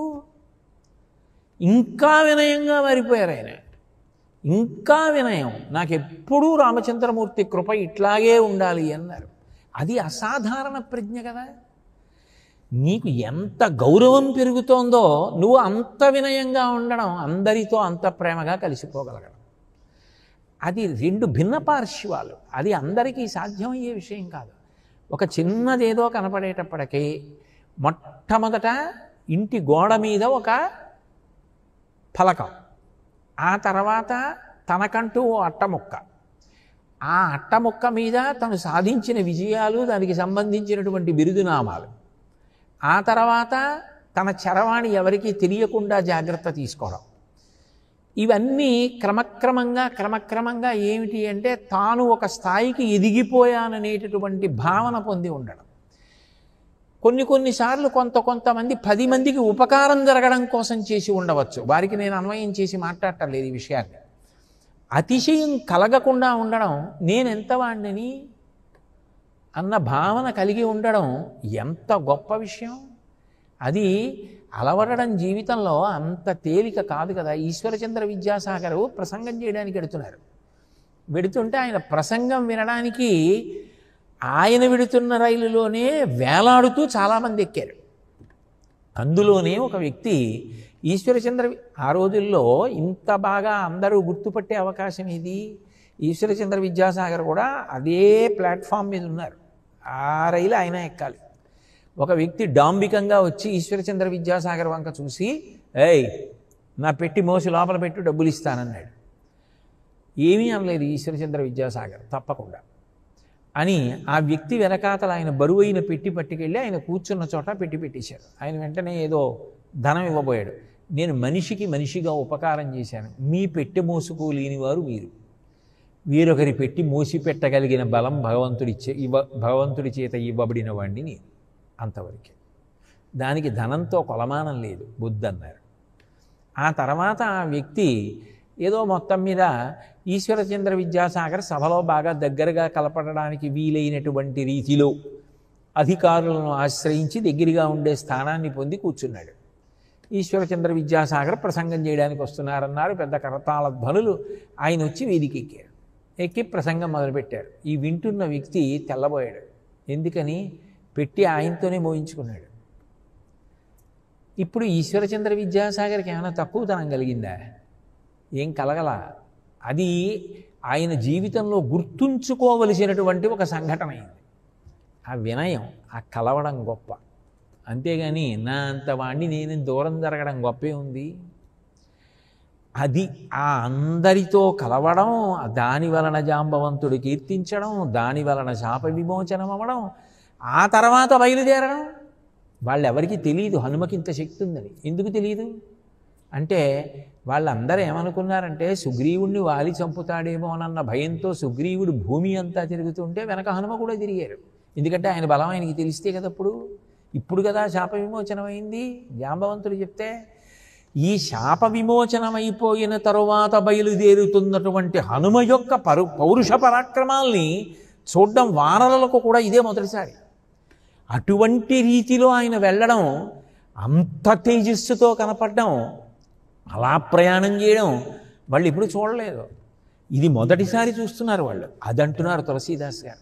అసలు రామాయణాన్ని చూసేటటువంటి కోణం చూడండి. అది రసం అంటే, అది రసగ్రాహి. ఆ రసం తెలుసున్నవాడు చదివితే, ఆ రసం తెలుసున్నవాడు అనుభవిస్తుంటే ఇట్లా కూడా అనుభవిస్తారా రామకథని? విన్న కథని వినడం కాదు, విన్న కథని నువ్వెన్ని మాటలు ఇలా చూసావు, అలా చూడడం నేర్చుకో. ఎన్ని మాటలు వినడం కాదు, ఎన్ని మాటలైనా చూడడం అలవాటు అవుతుంది. దానివల్ల నీకు అనుగ్రహం కలుగుతుంది. కాబట్టి ఆ బయలుదేరడంలో ఎంత గొప్పగా బయలుదేరావయ్యా స్వామి నువ్వు. సముద్రమును లంఘించినప్పుడు ఆశ్చర్యకరంగా బయలుదేరి వెళ్ళారు కదా. ఇది ఆ మాట. ఎవరికి ఆశ్చర్యం? ఆశ్చర్యం అంటే అప్పటిదాకా ఆయనతో కలిసి తిరిగిన వాళ్ళే ఆయన్ని అలా చూసేటప్పటికీ ఈయనే ఆయన, ఆయనే ఈయన, ఆయనతోనా మనం కలిసి ఇక్కడ తిరిగింది అని అని నోళ్ళు తెరుచుకుని చూస్తున్నారు. అలా వెడుతున్నారు. అంటే వ్యక్తికి గౌరవం దేనివల్ల వచ్చింది? ఆ అకుంఠిత దీక్ష, ఆ పౌరుష పరాక్రమాలు, ఆ నిబద్ధత దానివల్ల వచ్చింది. తన వాళ్ళు కూడా ఆశ్చర్యపోయేటటువంటి ప్రజ్ఞ తాను చెప్పుకోలేదు. తను సాధించడంలో కనపడింది అంతే. అది ఆయన వైభవం అంతా ఆయన చేసిన సాధితముల చేత ప్రకటనమైంది తప్ప కేవలంగా ఏదో తను చెప్పుకోవడం కాదు. అది ఆయన గొప్పతనం. అందుకని అంత గొప్పగా వెళ్ళావు కదయా సముద్రం దాటి. అది కాదు మహర్షి అంటారు, తతో రావణనీతాయా సీతాయా శత్రుకర్షణ ఈయేష పథమన్వేష్టం చారణాచరితే పథి. ఈయేష అసలు సంకల్పం చేసేవాడు ఉంటాడా? 100 యోజనముల లవణ సముద్రాన్ని లంఘించడమా? అవతల పక్కనున్న కాంచనలంకలోకి వెళ్ళడమా? కాంచనలంకాధీశుడైనటువంటి రావణాసురుడి పేరు చెప్తే దేవతలు దిక్పాలురే హడిలిపోతారా? అటువంటి చోట తాను కామించి తెచ్చి దాచినటువంటి సీతమ్మని వెతికి జాడ కనిపెట్టడమా? కనిపెట్టి రామచంద్రమూర్తి ముద్రికని ఆవిడికి ఇవ్వడమా? ఆవిడితో మాట్లాడి బ్రతికి బట్టగట్టి వెనక్కి రావడమా? అసలు ఎవరైనా అయితే నేను ఎడతానండి అనేవాడు ఉంటాడా? ఈయేషా నేను పెడతానన్నారు. అది అందరిలా బతికేయడం గొప్ప కాదు. అందరికన్నా భిన్నంగా తయారు కావడానికి నువ్వు ఒక సంకల్పం చెయ్యడం గొప్ప కాదు, సంకల్పం చేసి దానికోసం నిలబడడం గొప్ప, దాన్ని సాధించడం గొప్ప జీవితంలో. అందుకే తతో రావణనీతాయా సీతాయా శత్రుకర్షణ ఈయేష పథమన్వేష్టం చారణాచరితే పథి. నేను చారణలు ప్రయాణించేటటువంటి మార్గంలో బయలుదేరుతానని సంకల్పం చేశారు. దుష్కరం నిష్ప్రతిద్వంద్వం చికీర్షం కర్మవానరహ సముద్ర శిరోగ్రీవో గవాంపతి రివాబభౌ అంటారు. ఆ బయలుదేరడం కోసం మహేంద్రగిరి మీద నిలబడి 100 యోజనముల సముద్రం వంక చూస్తూ ఉంటే గవాంపతి రివాబభౌ, ఒక పెద్ద ఎత్తైనటువంటి కొండ మీదకు ఎక్కి ఒక ఆబోతు నిలబడి చూస్తూ ఉంటే ఎట్లా ఉంటుందో అలా ఉన్నారట. అంత పెద్ద ఆబోతు తోకెత్తి నిలబడింది అనుకోండి, ఆ ముందు నుంచి వెళ్ళడానికి కూడా భయపడతారు. అయ్యో బాబాయ్ అది కానీ పరిగెత్తుకు వచ్చేసిందంటే అని భయం వేస్తుంది. దాని పౌరుషం అలా ఉంటుంది. ఆ చూడడం, ఆ కాలుతో మట్టి దువ్వి కొమ్ములతో ఎగరేసి ఆ మట్టి ఒంటి మీద పోసుకుని నించుంది అనుకోండి, దాన్ని చూస్తే భయం వేస్తుంది అప్పుడు ఆబోతుని. అందుకని దుష్కరం, ఇది ఎవరూ ఆలోచించలేనిది, ఇది ఎవరూ చేస్తానననిది, అటువంటిది చేస్తానని బయలుదేరుతున్నారు. దుష్కరం నిష్ప్రతిద్వంద్వం చికీర్షం కర్మవానర సముదగ్ర శిరోగ్రీవో గవాంపతిరివాభభౌ. అది సాధన అంటే అలా ఉంటుంది. ఇక అక్కడ విద్యాతురాణం న సుఖం న నిద్ర, అది సాధించాలనుకున్నవాడు సుఖం గురించి నిద్ర గురించి ఆలోచించాడు, అట్లా కష్టపడతాడు. అథ వైడూర్యవర్ణేషు శాద్వలేషు మహాబల ధీర సలిలకల్పేషు విచచార యథాసుఖం. ఒక్కసారి అటు ఇటు మంచు బిందువులతో కూడుకున్నటువంటి ఆ పచ్చిగడ్డి మీద తిరిగి బయలుదేరడానికి సిద్ధపడుతున్నారు. అది ఆయన మర్యాద, ఆయన వినయం. సూర్యాయ మహేంద్రాయ పవనాయ స్వయంభువే భూతేశ్చప్యాంజలిం కృత్వా చకార గమనేమతిం. మొట్టమొదటి నమస్కారం గురువుగారికి చేశారు. సూర్యాయ, మరి విద్యాబుద్ధులు నేర్పించినటువంటి గురువు శ్రీ గురుభ్యో నమః అనకుండా మొదలు పెట్టారు. మహాస్వామి వారు అయితే ఓ మాట చెప్తూ ఉండేవారు, గురువుగారి ప్రార్థన చేసి వినాయక ప్రార్థన చేస్తే తప్పేం కాదంటూ ఉండేవారు. కాబట్టి సూర్యాయ మహేంద్రాయ పవనాయ స్వయంభువే భూతేభ్యశ్చాంజలిం కృత్వా చకారగమనేమతిం. సూర్యాయ, సూర్యుడికి నమస్కారం. మహేంద్రాయ, ఇంద్రియములకు పటుత్వం ఉండాలి. సముద్రం మీద వెడుతున్నప్పుడు ఆ పటుత్వం ఇవ్వగలిగినటువంటి మహేంద్రుడికి నమస్కారం. పవనాయ, జన్మనిచ్చినటువంటి తండ్రి గారికి నమస్కారం. స్వయంభువే, చతుర్ముఖ బ్రహ్మగారికి నమస్కారం. అట్లాగే భూతేభ్యశ్చాంజలిం కృత్వా, నాకు ఈ రామకార్యంలో సహాయపడుతున్నటువంటి సకల భూతములకు నమస్కారం. ఏమి వినయం! భూతేభ్యశ్చాంజలిం కృత్వా చకార గమనేమతిం అంజలిం ప్రాముఖ కుర్వన్ పవనాయ ఆత్మయోనయే తతో హి వృధే గంతుం దక్షిణో దక్షిణాం దిశం. వెడుతున్నది దక్షిణ దిక్కుకి, అటు నమస్కారం చేయకూడదు. అందుకని అటువైపుకుండి ఇటువైపుకి తిరిగి తూర్పుకి నమస్కారం చేశారు. శాస్త్రం తెలియడం ఒక ఎత్తు, శాస్త్రాన్ని పాటించడం ఒక ఎత్తు. అలా తూర్పుకి నమస్కారం చేసి బయలుదేరడానికి సిద్ధపడుతూ సచచాలాచలశ్చాపి ముహూర్తం కపిపీడిత తరుణాం పుష్పితాగ్రాణాం సర్వం పుష్పవశాతయత్. ఒక్కసారి ఆ పైకి లేవడం కోసం బలం పుంజుకుంటూ ఆ కొండని గట్టిగా పాదాలతో అణిచేటప్పటికి మహేంద్రగిరి కదిలింది. కదిలేటప్పటికి బాగా పుష్పించినటువంటి చెట్ల నుంచి పువ్వులన్నీ రాలి ఆయన మీద పడ్డాయి. పుష్పాలతో కూడుకున్న కొండ అన్నట్టుగా ఉన్నారు. సర్వం పుష్పమశాతయత్. గిరిణాపీడ్యమానేన పీడ్యమానాని సర్వతః గుహావిష్టాని భూతాని వినేదుర్విస్స కృతైశ్వరైః. ఇంకా గట్టిగా నొక్కేటప్పటికీ ఆ పెద్ద పెద్ద గుహలు ఇలా మూసుకుపోయాయి. ఆ పర్వతం నొక్కుకోవడం, అందులో పడుకునున్నాయి పెద్ద పులులు, సింహాలు, ఇటువంటివన్నీ. ఇదేమిటి గుహ మూసుకుపోతోందనేవి బయటకు వచ్చేసే ప్రయత్నం చేశాయి. ఈలోగా గుహ నొక్కేసింది. ఆ నడువులు వెనక భాగాలు గుహ చేత నొక్కబడి ఉండిపోవడంలో ఒక్కసారి మహేంద్రగిరి మీద ఉన్నటువంటి క్రూర మృగాలన్నీ అరిచాయి. ఇంకా గట్టిగా నొక్కారు. తాస్తథా సవిషైర్దష్టాః కుపితైస్తైర్మహాశిలాః జజ్జలు పావకోదీప్త బిభిదుశ్చ సహస్రధా. పాముల యొక్క కలుగులు కూడా మూసుకుపోయేటప్పటికి అందులో చుట్టలు చుట్టుకుని పడుకున్నటువంటి పెద్ద పెద్ద మహానాగములు బయటకు వచ్చేయాలని అత్యంత వేగంగా బయటకు వస్తున్నాయి. ఈలోగా కలుగు నొక్కేసింది. శరీర సగభాగం లోపల ఉండిపోయింది.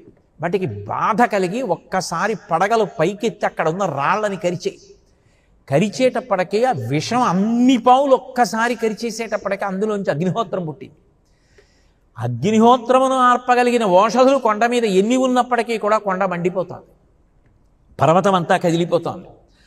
అంత గొప్పగా కదిలిపోతే తాస్తథా సవిషైర్దష్టాః కుపితైస్తైర్మహాశిలాః జజ్వలి పావకోదీప్త బిభిదుశ్చ సహస్రధా. ఓషధులు కూడా అగ్నిహోత్రాన్ని ఆపలేకపోయి ఆ పర్వతం మీదకి వచ్చి విద్యాధరులందరూ భార్యలతో కలిసి కూర్చుని మంచి మధురమైన పదార్థాలు అవి తింటూ ఆభరణాలు వేసుకుని ప్రియకాంతలతో ఎంతో సంతోషంగా గడుపుతున్నారు. ఒక్కసారి పర్వతం కదిలిపోయేటప్పటికీ వాళ్ళు అక్కడ పెట్టుకున్న బంగారు పాత్రలు తెలిశారు, తెచ్చుకున్న పదార్థాలు తెలిశారు. చటుక్కున వాళ్ళ ప్రియురాళ్ళని మాత్రం గట్టిగా పట్టుకుని ఆకాశంలోకి ఎగిరిపోయారు. కింద పర్వతం కదిలిపోతోంది, ఇదేమిటని. దర్శయంతో మహావిద్యాం విద్యాధర మహర్షయ సహితస్తస్తురాకాశే వీక్షాంచ కృష్య పర్వతం. పర్వతం పగిలిపోతోందని వాళ్ళు ఒక్కసారి ఆకాశంలో నిలబడిపోయారు. ఆ పైకి ఆకాశంలోకి వెళ్ళి కిందకి చూసేటప్పటికి పర్వతం మీద పర్వతం నించుందా అన్నట్టుగా హనుమ నించునున్నారు. ఏష పర్వత సంకాశో హనుమాన్ మారుతాత్మజ తితీర్షతి మహావేగ సముద్రం మకరాలయం. అపారమైన వేగంతో సముద్రం దాటిపోవడానికి సిద్ధపడుతున్నటువంటి హనుమ ముందుకి చేతులు చాచి కనపడ్డారు. రామార్థం వానరార్థం చకీర్షం కర్మదుష్కరం సముద్రస్య పరంపారం దుష్ప్రాపం ప్రాప్తుమిచ్చతి. తన కోసం కాదు, వానరజాతి పరువు ప్రతిష్టల కోసం, రామకార్యం కోసం నిస్వార్థంగా ఏది మనసులో ఆశించకుండా మహానుభావుడు బయలుదేరుతున్నాడు. ఏమి హనుమ అని ఆ విద్యాధురులందరూ కీర్తించారు. దుదివేచ సరోమాణీ చకంపే చాచలోపమహ ననాద సుమహానాదం సుమహాని వతో యదః బాహూ సంస్తంభయామాస మహాపరిగసన్నిభౌ సపానచ కప్పి కచ్చాం చరణౌ సంసుకోచచ. ఇక ఎగరడానికి సిద్ధంగా ఉన్నారు. కింద ఉన్నటువంటి కొన్ని లక్షల వానరాలు ఆ కొండ మీదకి అలా చూస్తున్నాయి. ఏమిటి మనతో ఉన్నాయనే, ఆయనదే ఈ శక్తి, ఆశ్చర్యపోతున్నారు. బాహు సంస్తంభయామాస, పరిఘలు ఎలా ఉంటాయో అలా బిగించారు, చేతులు ముందుకు పెట్టి కొద్దిగా ముందుకి వంగారు.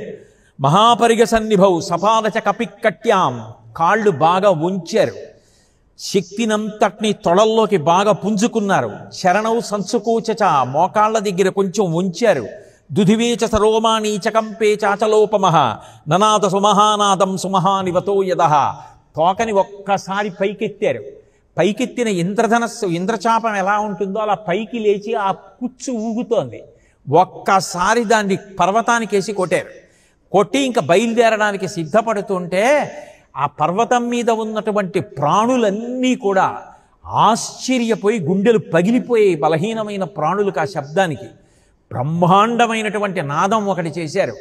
కింద ఉన్నటువంటి కప్పులకి ఒక్క దానికి నోట మాటలేదు, అలా నోరు తెరుచుకుని చూస్తున్నాయి. ఏమి ఆశ్చర్యం, ఏమి హనుమ, అసలు ఏమిటి మహానుభావుడు, ఇట్లా మనం ఎప్పుడైనా అనుకున్నామా? మార్గం ఆలోకయం దూరాదుర్గం ప్రణిహితేక్షణ రురోధ హృదయే ప్రాణాన్ ఆకాశమవలోకయన్. దూరంగా లంకాపట్టణం 100 యోజనముల సముద్రాన్ని దాటి వెళ్ళిపోవాలని పరమధైర్యంతో చూస్తున్నారు. ప్రాణాన్ని బాగా హృదయంలో పీల్చి నిలబెట్టి ప్రాణాయామం చేసి ఆ ఎగరడానికి కావలసినటువంటి శక్తిని పుంజుకున్నారు. పుంజుకుని బయలుదేరబోతూ ఒక్కసారిగా కిందకి చూశారు. లక్షల వానరములు 2 చేతులు ఎత్తి నమస్కారం చేస్తూ నిలబడి కనపడుతున్నాయి. యథారాఘవ నిర్ముక్త శరశ్వసన విక్రమ గచ్చేతత్వద్గమిష్యామి లంకాం రావణ పాలితాం నహి ద్రక్ష్యామి ఇది లంకాయాం జనకాత్మజాం అనేనైవ వేగేన గమిష్యామి సురాలయం సర్వదా కృతకార్యోహామేష్వామి సహసీతయా బద్ధ్వా రక్షత రాజేన మానయిష్యామి రావణం.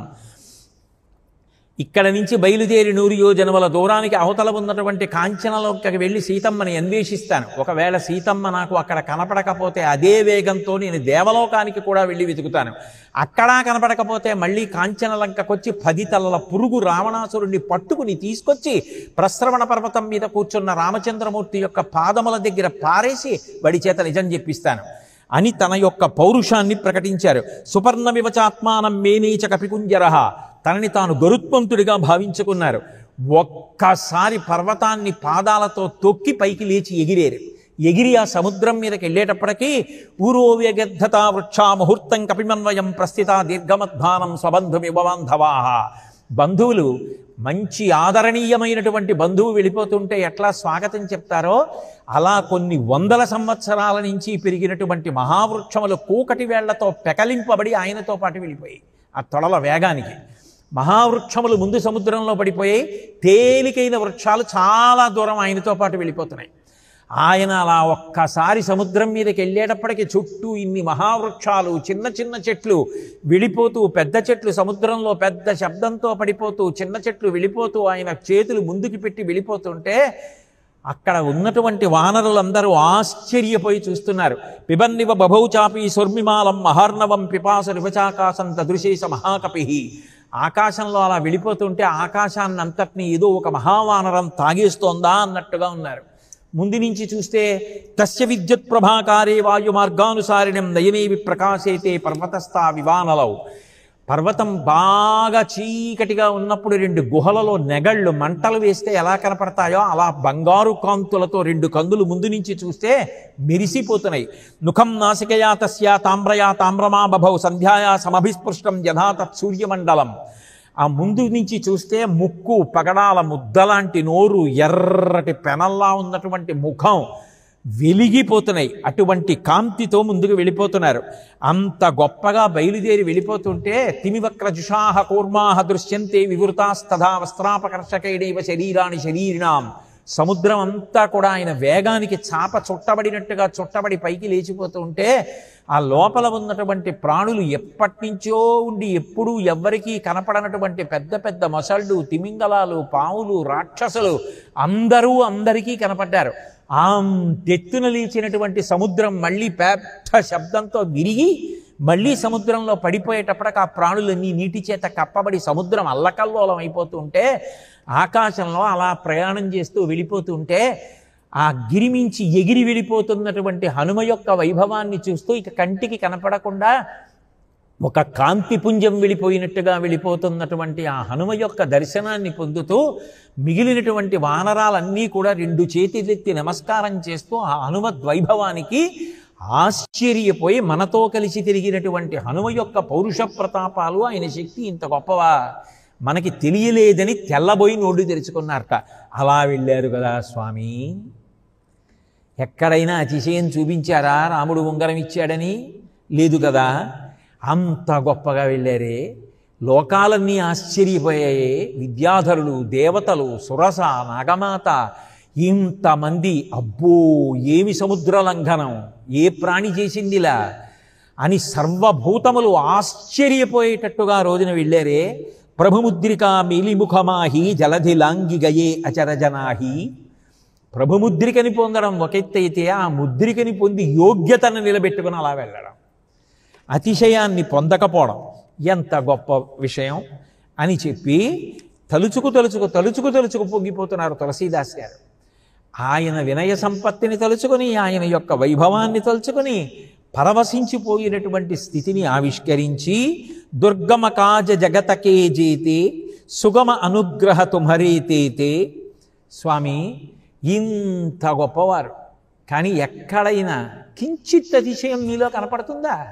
కించిత్ గర్వం కనపడదు. సరికదా, జగమునందు ఏ దుర్గమమైనటువంటి కార్యమైనా సరే, అది ఎంత కష్టమైన కార్యమైనా సరే, మిమ్మల్ని కానీ తలుచుకుని బయలుదేరాడా వాడికి అది సుగమమే. ఎందుకని? తలుచుకోవడం అంటే కేవలం తలుచుకోవడం కూడా మంచిదే, కానీ హనుమని ఆదర్శంగా తీసుకొని ఆయనలా నేను ఎందుకు నిలబడలేను, ఆయనలా జీవితంలో ఎందుకు ప్రవర్తించలేను, ఆయనలా నేను కార్యాన్ని ఎందుకు సాధించలేను, అంతంత పెద్ద కార్యాలు ఆయన సాధిస్తే ఆయన అనుగ్రహంతో ఇంత చిన్న కార్యాన్ని నేను సాధించలేనా అన్న నమ్మకంతో, విశ్వాసంతో ఎవరు ముందు అడుగు వేస్తున్నాడో వాడు కార్యాన్ని సాధించకపోవడం అన్నది లేదు. అప్పటి వరకు అసాధ్యమనిపించినది కూడా హనుమ యొక్క వైభవాన్ని వింటే ఆయన అంత గొప్పగా చేసినది నేను ఈ పాటి చేయలేనా అని ప్రేరణ కలుగుతుంది. ఆయన ఎలా అతిశయం పొందలేదో అలా అతిశయం పొందకుండా వినయంతో అలా సాధన చేసిన నాడు ఎవడైనా కార్యాన్ని సాధించకపోవడం అన్నమాట లేదు. ఎంత అనితర సాధ్య కార్యక్రమాలు కూడా హనుమ వలననే సాధ్యపడుతూ ఉంటాయి. సమర్థరామదాస్ గారికి బోలారాం అని ఒక శిష్యుడు ఉండేవాడు. సజ్జనగఢ్ పర్వతం మీద ఉంటుండేవారు సమర్థరామదాస్ గారు. ఆయన స్నానం చేయడం కోసమని పర్వతం కింద నుంచి నీళ్లు పోసి తీసుకెళ్లి గురువు గారికి స్నానం చేయిస్తూ ఉండేవాడు బోలారాం. ఆయనకి రామచంద్రమూర్తి కన్నా, హనుమ కన్నా, సీతమ్మ కన్నా గురువుగారే ఎక్కువ. గురువుగారి కోసం ఏదైనా చేసేస్తాడు ఆయన. అందుని గురుసేవ చేస్తూ ఉండేవాడు. ఓసారి సమర్థరామదాసు గారు కాశీయాత్ర బయలుదేరుతూ అన్నారు, నేను కాశీయాత్రకు వెళ్తున్నాను రా, దేవాలయంలో సీతారాములకి, లక్ష్మణస్వామికి, ఆంజనేయ స్వామికి ఇబ్బంది కలగకుండా వేళపట్టున పూజ చేసి నైవేద్యం పెట్టు అన్నారు. చెప్పి రామదాసు గారు కాశీ పట్టణానికి వెళ్ళిపోతున్నారు. ఈయన బోలారాం ఏదో నైవేద్యం వండాడు, తీసుకొచ్చాడు, పూజ చేశాడు, అక్కడ పెట్టాడు, తినమన్నాడు. తినమంటే వాళ్ళు ఏం తినలేదు నైవేద్యం పెడితే. తినకపోతే నువ్వు తినకపోతే నాకు వచ్చిన నష్టమేం లేదు, కానీ మా గురువుగారు నాకు ఈ పని అప్పచెప్పారు. మా గురువుగారు అట్నుంచి వచ్చి పెట్టావా సీతారామ లక్ష్మణులకు, ఆంజనేయ స్వామికి అంటే పెట్టాను కానీ తినలేదు అంటే నేను గురువుగారి గౌరవం ఏం నిలబెట్టినట్టు. మా గురువుగారి మాట నిలబడనప్పుడు, నేను పెడితే నువ్వు తిననప్పుడు, మా గురువుగారు చెప్పిన కర్తవ్యం నేను చెయ్యలేకపోయాను కాబట్టి ప్రాణం వదిలేస్తాను అని తల కొట్టేసుకుంటున్నారు రాముడి దగ్గర. ఆయన గురుభక్తికి తెల్లబోయి సీతారామలక్ష్మణ ఆంజనేయులు ప్రత్యక్షమయ్యారు. బాబాయ్ ఏం తెచ్చావు పెట్టక్కడని చెప్పి తినేశారు. ఇలా కొన్నాళ్ళు నడిచిపోయింది. ఒక రోజున ఆయన పరమ ప్రేమతో వండేశాడు, తీసుకొచ్చేశాడు, పెట్టేశాడు. ప్రతిరోజు సీతారామ లక్ష్మణ హనుమలు ఏం చేసేవారంటే తిని కొద్దిగా ప్రసాదం వదిలేసేవారు. బోలారాం తింటుండేవాడు. కొంతకాలం అయిపోయిన తర్వాత ఒక రోజున పాపం ఇంత ప్రేమగా పెడుతున్నాడు, వాళ్ళకి కావలసింది ప్రేమ తప్ప రుచుడా? ప్రసాదానికి రుచి చెప్పడం కన్నా అన్యాయం లోకంలో ఇంకేమీ ఉండదు. ప్రసాదానికి రుచి ఏమిటి? అది భగవద్ అనుగ్రహం. అనుగ్రహానికి రుచులు ఉంటాయా? రుచుల కోసం కావాలంటే ఇంట్లో వండించుకో. ప్రసాదంలా తినాలనుకుంటే నైవేద్యం పెట్టిన చోట తిను. కాబట్టి ఆ ప్రసాదం కింద వదిలిపెట్టేవాడు. కానీ ఆయన భక్తి, ఆయన ప్రేమ చూసి మొత్తం తినేశారు. ఆ రోజు ఇంకా సంతోషిస్తాడు కదా అనుకుని తినేసిన తర్వాత ఆయన ఆగడం మొదలెట్టాడు. మీరు ఇవాళ అంతా తినేశారు, నాకు ఆకలిగా కూడా ఉంది, అసలు ఏమీ మిగల్చలేదు, మరి నేనేం తినాలన్నాడు. అంటే బాబు ఇదొక్క గొడవ అని చెప్పి సీతమ్మ తల్లి ఏం చేసిందంటే, ఉండు ఇప్పుడు నీకు మళ్ళీ అన్నం పప్పు కూర పులుసు ఇవన్నీ ఎక్కడ చేస్తాను, అట్లేసి పెడతాను తినని చెప్పి అట్లేసింది. అట్లేసి తీసుకొచ్చి బోలారాం దగ్గర కూర్చుని వడ్డించి తిను అంది. ఎంత అదృష్టవంతుడైనా. ఆయన ఏం చేశాడంటే, అమ్మా ఎంత ప్రేమగా పెట్టావమ్మా, నేను పెట్టిందంతా తినేస్తే తినేసావు కానీ మళ్ళీ అట్లేసి పెట్టావా అమ్మా, తింటానని కూర్చున్నాడు. ఆయనకి అది గురుభక్తి వలన సాధింపబడిన విషయం, చాలా చిన్న విషయం ఆయనకి. అందుకని అట్టు ముక్కలు తినబోతున్నాడు. తినబోతూ ఇలా అట్టు మీద చెయ్యేశాడు. చెయ్యేసి ఏడుపు మొదలెట్టాడు. ఎందుకు ఏడుస్తున్నావు అంది ఆవిడ. మా గురువుగారికి అట్లంటే చాలా ఇష్టం అమ్మా, నువ్వు అట్లేసావు, మా గురువుగారు ఉంటే ఎంత పొంగిపోదురో, అట్లు తిందురు, మా గురువుగారు లేరు, మా గురువుగారికి పట్టుకెళ్ళి ఇస్తానని ఆ అట్లు వేసినటువంటి ఆకు మూట కట్టుకుని అది పట్టుకు పరిగెడుతున్నాడు. పరిగెడుతూ ఓసారి ఆగి, ఓ సీతారాములారా, గుడి మీకు అప్పచెప్తున్నాను, మా గురువుగారు నాకు అప్పచెప్పారు గుడి జాగ్రత్తగా చూడమని, నేను గురువుగారి దగ్గరికి వెడుతున్నాను అట్లు తినిపించి రావడానికి, మీరిద్దరూ గుడి బాగా చూసుకోండి అని చెప్పాడు. ఎవరి గుడి ఎవరికి అప్పచెప్పాడు? గురువుగారు తనకు అప్పచెప్పారు, తను సీతారాములకి అప్పచెప్పాడు. అప్పచెప్పి పరిగెడుతున్నాడు. సీతారాములకి కంగారు పడిపోయారు. ఇదేంటి కాశీ పరిగెడతాడా ఏంటి, ఎక్కడికి పరిగెడతాడా అట్లట్టుకుని? ఇప్పుడు ఈయన కాశీ వెళ్ళి గురువుగారికి అట్లెట్టడం అసంభవం. ఉంటాయా అట్లు? ఎప్పటికి పరిగెడతాడా? భక్తితో ఒడ్లుపై తెలియట్లేదు, పరిగెడుతున్నాడు. ఇప్పుడు ఈ అసంభవం సంభవం చేయగలిగినటువంటి వారు హనుమే. అందుకని పిలిచి హనుమ రండి రండి రండి రండి గబగబా ఆయన తీసుకెళ్ళండి కాశీకి అన్నారు. రామాజ్ఞ వెంటనే హనుమ వచ్చి గబగబా వద్దా నా మీద కూర్చో అన్నారు. ఆయన ఎవరు, ఏమిటి, నేను ఎక్కడ కూర్చుంటున్నాను, ఆయనకి అనవసరం. గురువుగారికి అట్టెడుతున్నానా లేదా? హనుమ భుజాలకి కూర్చున్నారు. ఆకాశ మార్గంలో తీసుకుపోతుంటే అందరూ తెల్లబోతున్నారు. కాశీపట్టణంలో సమర్థరామదాసు గారు అడిగెడుతున్నారు. బాలారాం కూడా వచ్చేసాడు. గురువుగారు అట్లు తెచ్చాను అని అరుస్తున్నాడు పైనుంచి. ఇదేమిటి బోలారాం కంఠంలా ఉందని సమర్థరామదాసు గారు పైకి చూశారు. హనుమ మించి కిందికి దిగారు. ఇదేమిట్రా హనుమ మీద ఎక్కొచ్చావు, ఎలా వచ్చావు అన్నారు. ఏమో గురువుగారు, మీరేమో నైవేద్యం పెట్టమన్నారు, వాళ్ళు తినలేదు, తల కొట్టుకున్నాను, రోజు తినడం మొదలెట్టారు, ఇవాళేమో మొత్తం తినేశారు, నాకు ఆకలిగా ఉంది, మరి నేనేం తిన్నాను. సీతమ్మ అట్లేసింది, అట్లు చూడగానే మీరు గుర్తొచ్చారు, మీకు పెడదామని పరిగెత్తుకు వస్తుంటే ఆ రాముడేమో ఈ కోతిని పంపించాడు, ఈ కోతి మీద ఎక్కి వెళ్ళమన్నాడు, ఈ కోతి ఏమో నా మీద ఎక్కంది, ఎక్కించాను తీసుకొచ్చింది అన్నారు. గురే నువ్వు ఎక్కొచ్చింది ఎవరి మీదో తెలుసా? హనుమ మీద ఎక్కొచ్చావురా, రాగలవురా, నీకు సాధ్యమే? అసంభవాన్ని సంభవం చేయడం హనుమకొక్కరికే సాధ్యం అని అప్పుడు ఆ శిష్యుడి మీద ఉన్నటువంటి ప్రేమకి, అది జీవితంలో అన్నిటికన్నా గొప్పది. ఆ ప్రేమకి దూరంగా ఉన్నది ఆచారం కాదు, ప్రేమకి వశపడి పక్కన పెట్టింది కూడా సదాచారమే, అస్తమానం కాదు. ఎప్పుడో ఒక్కొక్కసారి ఆ ప్రేమకి అట్లా వశపడవలసింది. అదే ఆర్ద్రత. అది లేని మనసు కొయ్యబారిపోయిన మనసు, అది గండశైలంతో సమానం కాదు. అది చూసి సంతోషించాలి, ఇంత మంచి మనసు ఉన్నవారా అని. అంతేగాని ఆ మనసుకి ప్రశ్నలు వేసి ఆచారకాండ గురించి అన్వయాలు చేయకూడదు. అప్పుడు దాని వైభవాన్ని, ఆ మెత్తనితనాన్ని తెలుసుకొని సంతోషించవలసిన విషయాలు అంతే.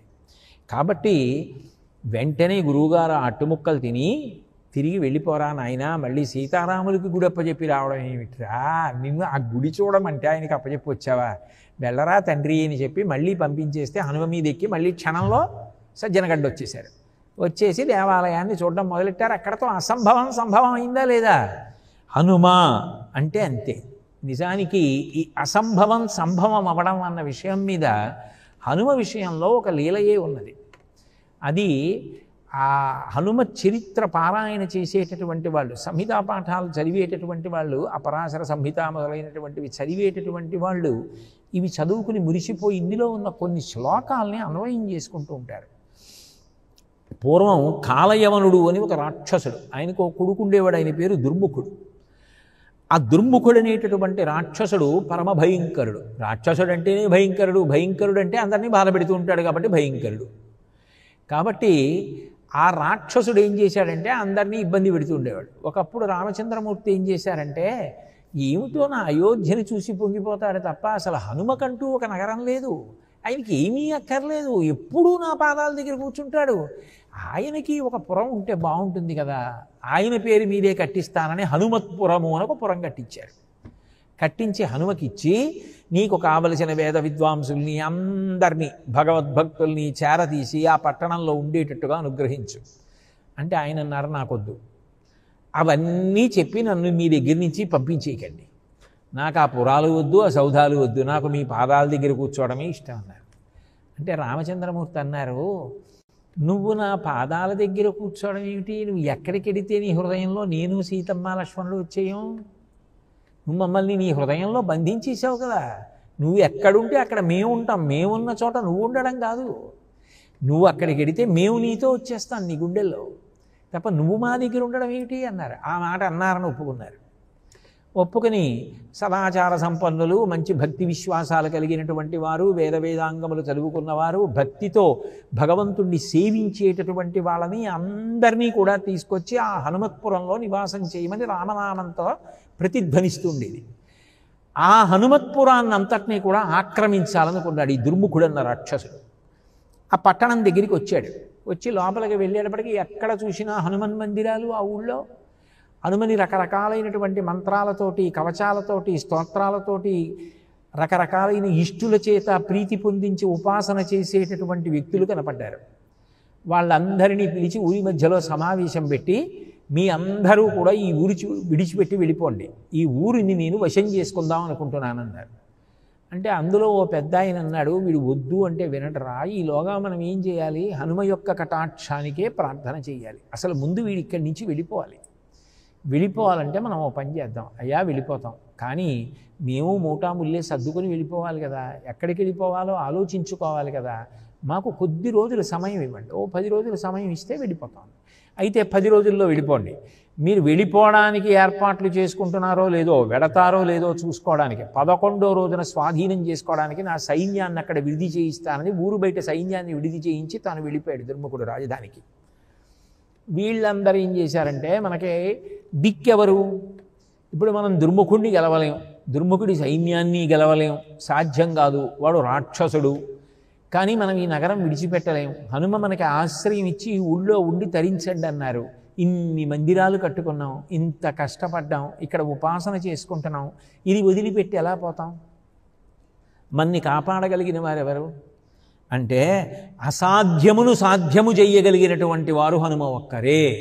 అందుకని వాళ్ళందరూ కలిసి మర్కటేశ మహోత్సాహ సర్వశోక వినాశక శత్రూన్ సంహార మాం రక్ష శ్రియం దాపయమే ప్రభు. చాలామంది ఈ శ్లోకాన్ని పారాయణ చేస్తూ ఉంటారు. ఓ స్వామి, మహోత్సాహము కలిగినటువంటి వాడా, సమస్తమైన శోకమును పోగొట్టగలిగినటువంటి వాడా, శత్రువులను సంహరించేటటువంటి వాడా, మాం రక్ష, నన్ను రక్షించు, మమ్మల్ని కాపాడండి, ఆ దుర్ముఖుడి నుండి మమ్మల్ని కాపాడండి, మాకు శ్రీయం ఇవ్వండి, ఇక్కడుండి మేము ఆత్మోద్ధరణ చేసుకోవాలి, ఇక్కడ ఉండి ఉపాసన చెయ్యాలి, మీరిచ్చిన అనుగ్రహం ఈ పట్టణం, మమ్మల్ని వెళ్ళిపోమ్మంటున్నాడు, కాపాడండి. ఇప్పుడు ఈ అసాధ్యము సాధ్యమయ్యేటట్టు చెయ్యగలిగిన వారు మీరే, అక్కడ వాడారు ఆ శ్లోకంలో. అసాధ్య సాధక స్వామిన్ అసాధ్యం తవ కిం వద రామదాస కృపా సింధో మత్కార్యం సాధయ ప్రభో. ఇవే మాటల్ని తీసుకొచ్చారు తులసీదాస్ గారు. అసాధ్య సాధక స్వామిన్, హనుమ అంటే ఎవరు, అసాధ్యమును సాధ్యము చేసేవారు. అసాధ్యం తవ కిం వద, మీకు అసలు అసాధ్యం అన్న మాట ఉందా, అది చెయ్యకూడని పని అయితే చేయరేమో, మీరు ఇచ్చినదే కదా మాకు ఇక్కడ నివాసం, మమ్మల్ని వెళ్ళిపోమ్మంటున్నాడే, మమ్మల్ని మీరు కాపాడాలి కదా. రామదాస కృపా సింధో, రామదాస అని పిలిస్తే సంతోషిస్తారు మీరు. కృపాసింధో దయాసముద్రుడా మత్కార్యం సాధయ ప్రభో, మేము ఈ ఊళ్ళోనే ఉండేటట్టుగా మమ్మల్ని అనుగ్రహించండి, మమ్మల్ని కాపాడండి అని వాళ్ళు ఎలుగెత్తి అహర్నిశలు ప్రార్థనలు చేశారు. వెంటనే హనుమ ప్రత్యక్షమయ్యారు. ఏం కావాలి మీకని అడిగారు. అదిగో ఆ దుర్ముఖుడు మమ్మల్ని ఇబ్బంది పెడుతున్నాడు, కాపాడండి అన్నారు. మీరేమీ బెంగపెట్టుకోకండి అని పర్వతమంతెత్తు ఆకారంతో ఆ తోకని ఎత్తి పైకి పట్టుకున్నారు. పట్టుకొని ఆ సైన్యం విడిది చేసిన చోట చుట్టూ తిరిగారు. వాళ్ళని చూస్తూ ఒకసారి చుట్టూ తిరిగారు. తిరిగి వెళ్ళిపోయారు తూర్పు దిక్కుగా. ఆ సైన్యం ఆయన చుట్టూ తిరుగుతున్నప్పుడు ఆయన వంక చూసింది. పర్వతాకారంతో తిరిగారు ఆ తోక ఎత్తి పట్టుకొని. ఆయన్ని చూసి ఆయన చుట్టూ తిరిగి వెళ్ళిపోయినంతసేపు ఎవడికి నోట మాట లేదు. హడిలిపోయారు ఆయన రూపాన్ని చూసి. అయ్య బాబోయ్, ఈ ఊరి వాళ్ళకి ఆయన అనుగ్రహం ఉంది. ఆయనకి కోపం వస్తే అంటే మనకి హెచ్చరిక చేసినట్టే కదా, వాళ్ళ జోలికి ఎడతారా అని.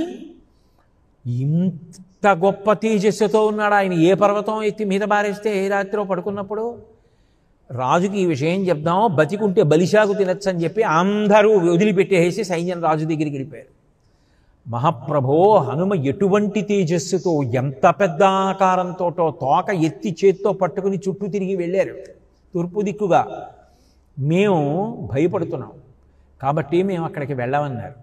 వెంటనే దుర్ముఖుడు అన్నాడు, నేను చూస్తాను పదండి ఏమవుతుందో అన్నాడు. హనుమ ఏం చేశారంటే ఒక పెద్ద పర్వత శిఖరాన్ని పెల్లగించి తీసుకొచ్చి ఆ సైన్యం ఎక్కడ విడిది చేసిందో అక్కడ పెట్టి వెళ్ళిపోయారు. ఆ దుర్ముఖుడు సైన్యంతో వచ్చాడు. వచ్చి చూశాడు. చూసేటప్పటికి ఒక పర్వత శిఖరం ఉంది అక్కడ. అది రాత్రికి రాత్రి మొక్క పుట్టడానికి. అమ్మ బాబోయ్, నా సైన్యం చెప్పింది నిజం. రాత్రికి రాత్రి ఇంత పెద్ద పర్వత శిఖరాన్ని పడేశారంటే నేను కాదు, నా సైన్యం అంతా కూడా ఆయన ముందు ఎందుకు పనికి వస్తుంది ఆయన తలుచుకుంటే.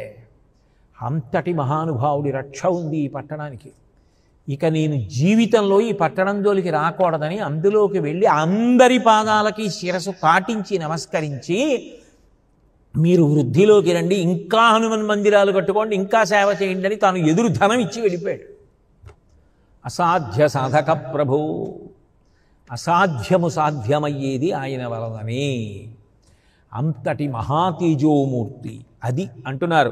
దుర్గమకాజ జగతకే జేతే, దుర్గమమైన ఏ కార్యమైనా హనుమ మిమ్మల్ని స్మరించి మొదలు పెడితే జరగకపోవడం అన్న మాట లేదు. సీతమ్మంతటిది సుందరకాండలో మంత్రములని అంటారు సంప్రదాయంలో. తమస్మిన్ కార్యనిర్యోగే ప్రమాణం హరిసత్తమ రాఘవస్వత్సమారంభాత్ మయ్యత్న పరోభవేత్. ఓ హనుమ, నీ ప్రయత్నము వలన మాత్రమే లక్ష్మణస్వామి మళ్ళీ నన్ను రాముణ్ణి కలపాలని ఉద్యమించాలి. రాముడు సేతువు కట్టి నన్ను మళ్ళీ తన పక్కకి చేర్చుకోవాలి. అటువంటి పూనిక రామలక్ష్మణుల యందు కలిగేటట్లుగా ఉత్సాహభరితంగా వ్యవహరించడం నీ యందు మాత్రమే ఉన్నది, నీ వలన మాత్రమే మేము కలుసుకోవాలి. రెండు మాటలు అంది ఆ మాట. తమస్మిన్ కార్యనిర్యోగే ప్రమాణం హరిసత్తమా హనుమన్ యత్నమాస్తాయ దుఃఖక్షయకరో భవ. ఓ హనుమా, నువ్వే ప్రమాణం, నువ్వు తప్ప నా దుఃఖమును పోగొట్టగలిగిన వారు లేరు. దుఃఖక్షయకరో భవ, నా దుఃఖాన్ని పోగొట్టి నన్ను రామచంద్రమూర్తితో కలుపు. అసాధ్య సాధకుడు ఆయన, అసాధ్యమును సాధించాడు. నిజంగా మహానుభావుడు సేతువు నిర్మాణంలో, రావణ సంహారంలో, కుంభకర్ణ సంహారంలో, ఇంద్రజిత్ సంహారంలో, సైన్య సంహారంలో ఎంత గొప్ప సహకారం అందించారు. అంతటి మహానుభావుడవే ఇప్పటికీ ఎంతమందిని అనుగ్రహిస్తున్నావు, ఎన్ని అనితర సాధ్యమైనటువంటి కార్యక్రమాలు ఎంతమందిని ఎందు ఉన్నటువంటి భక్తి ప్రపత్తుల చేత సాధించగలుగుతున్నారు.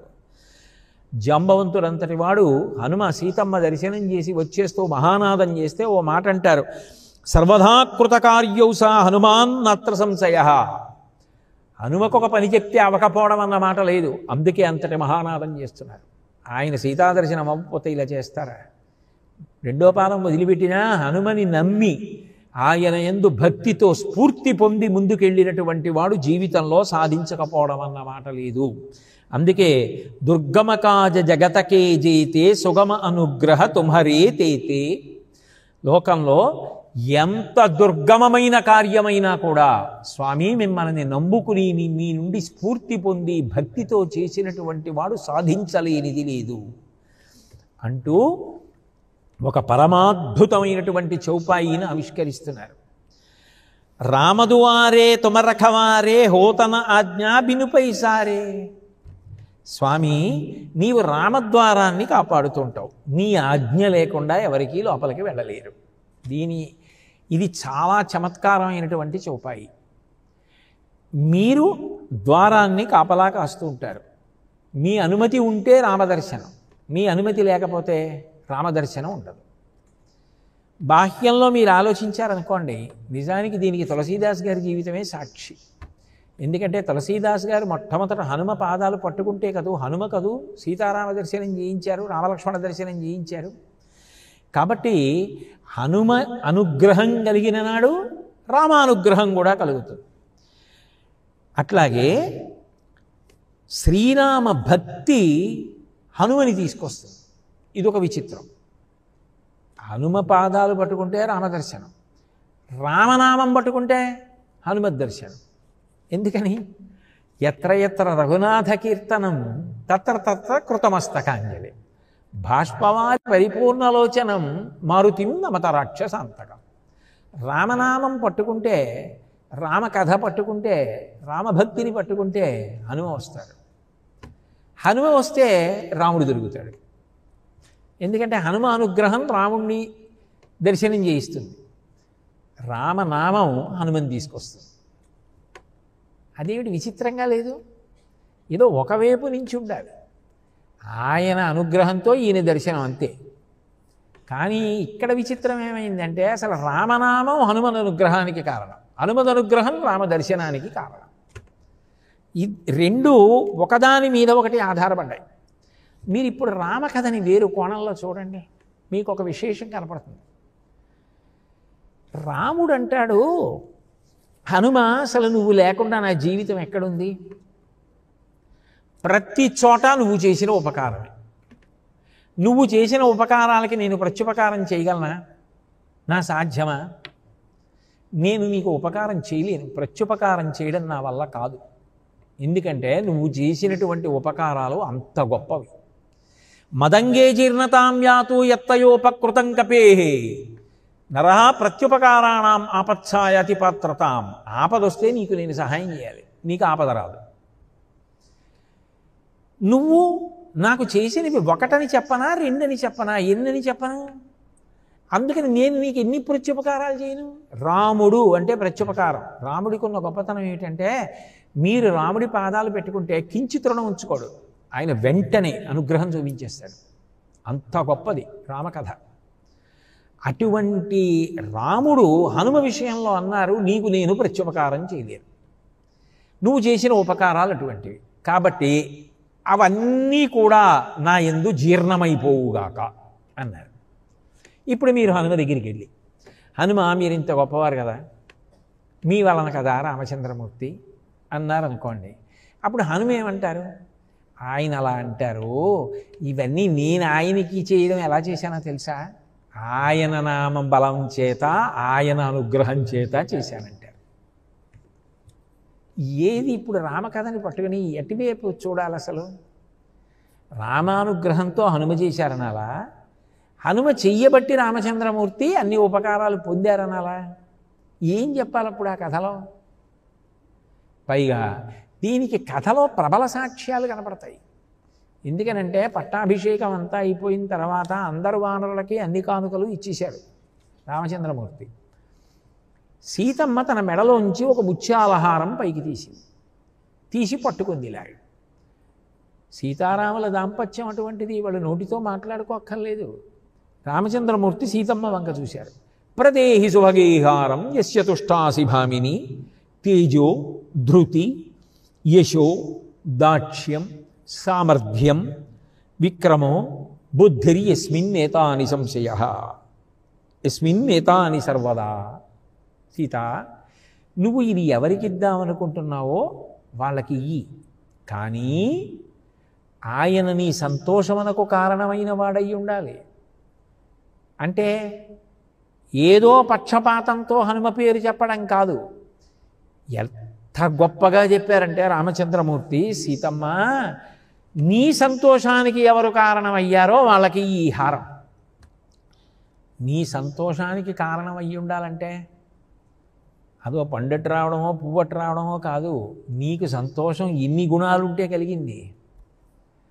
అక్కడెక్కడో ఉండిపోయావు. నిజానికి రామాయణంలో దుఃఖం ఎవరిది? సీతమ్మది. తన దుఃఖం చెప్పుకోవడానికి రాముడికి పక్కనే స్నేహితులు ఉన్నారు, తమ్ముడు ఉన్నాడు. సీతమ్మకి ఎవరున్నారు? అంత దుఃఖంలో ఉన్న నీ దుఃఖం తీర్చి నీ దుఃఖం పోయిందన్న వాళ్ళు ఎవరు అసలు? వానరోహం మహాభాగే దూతో రామస్య దీవత రామ నామాంకితం చేదం పశ్యదేవ్యంగుళీయకం ప్రత్యయార్థం తవానీతం తేన దత్తం మహాత్మనా సమాస్తిశయ భద్రంతే క్షీణ దుఃఖ ఫలాహ్యసి.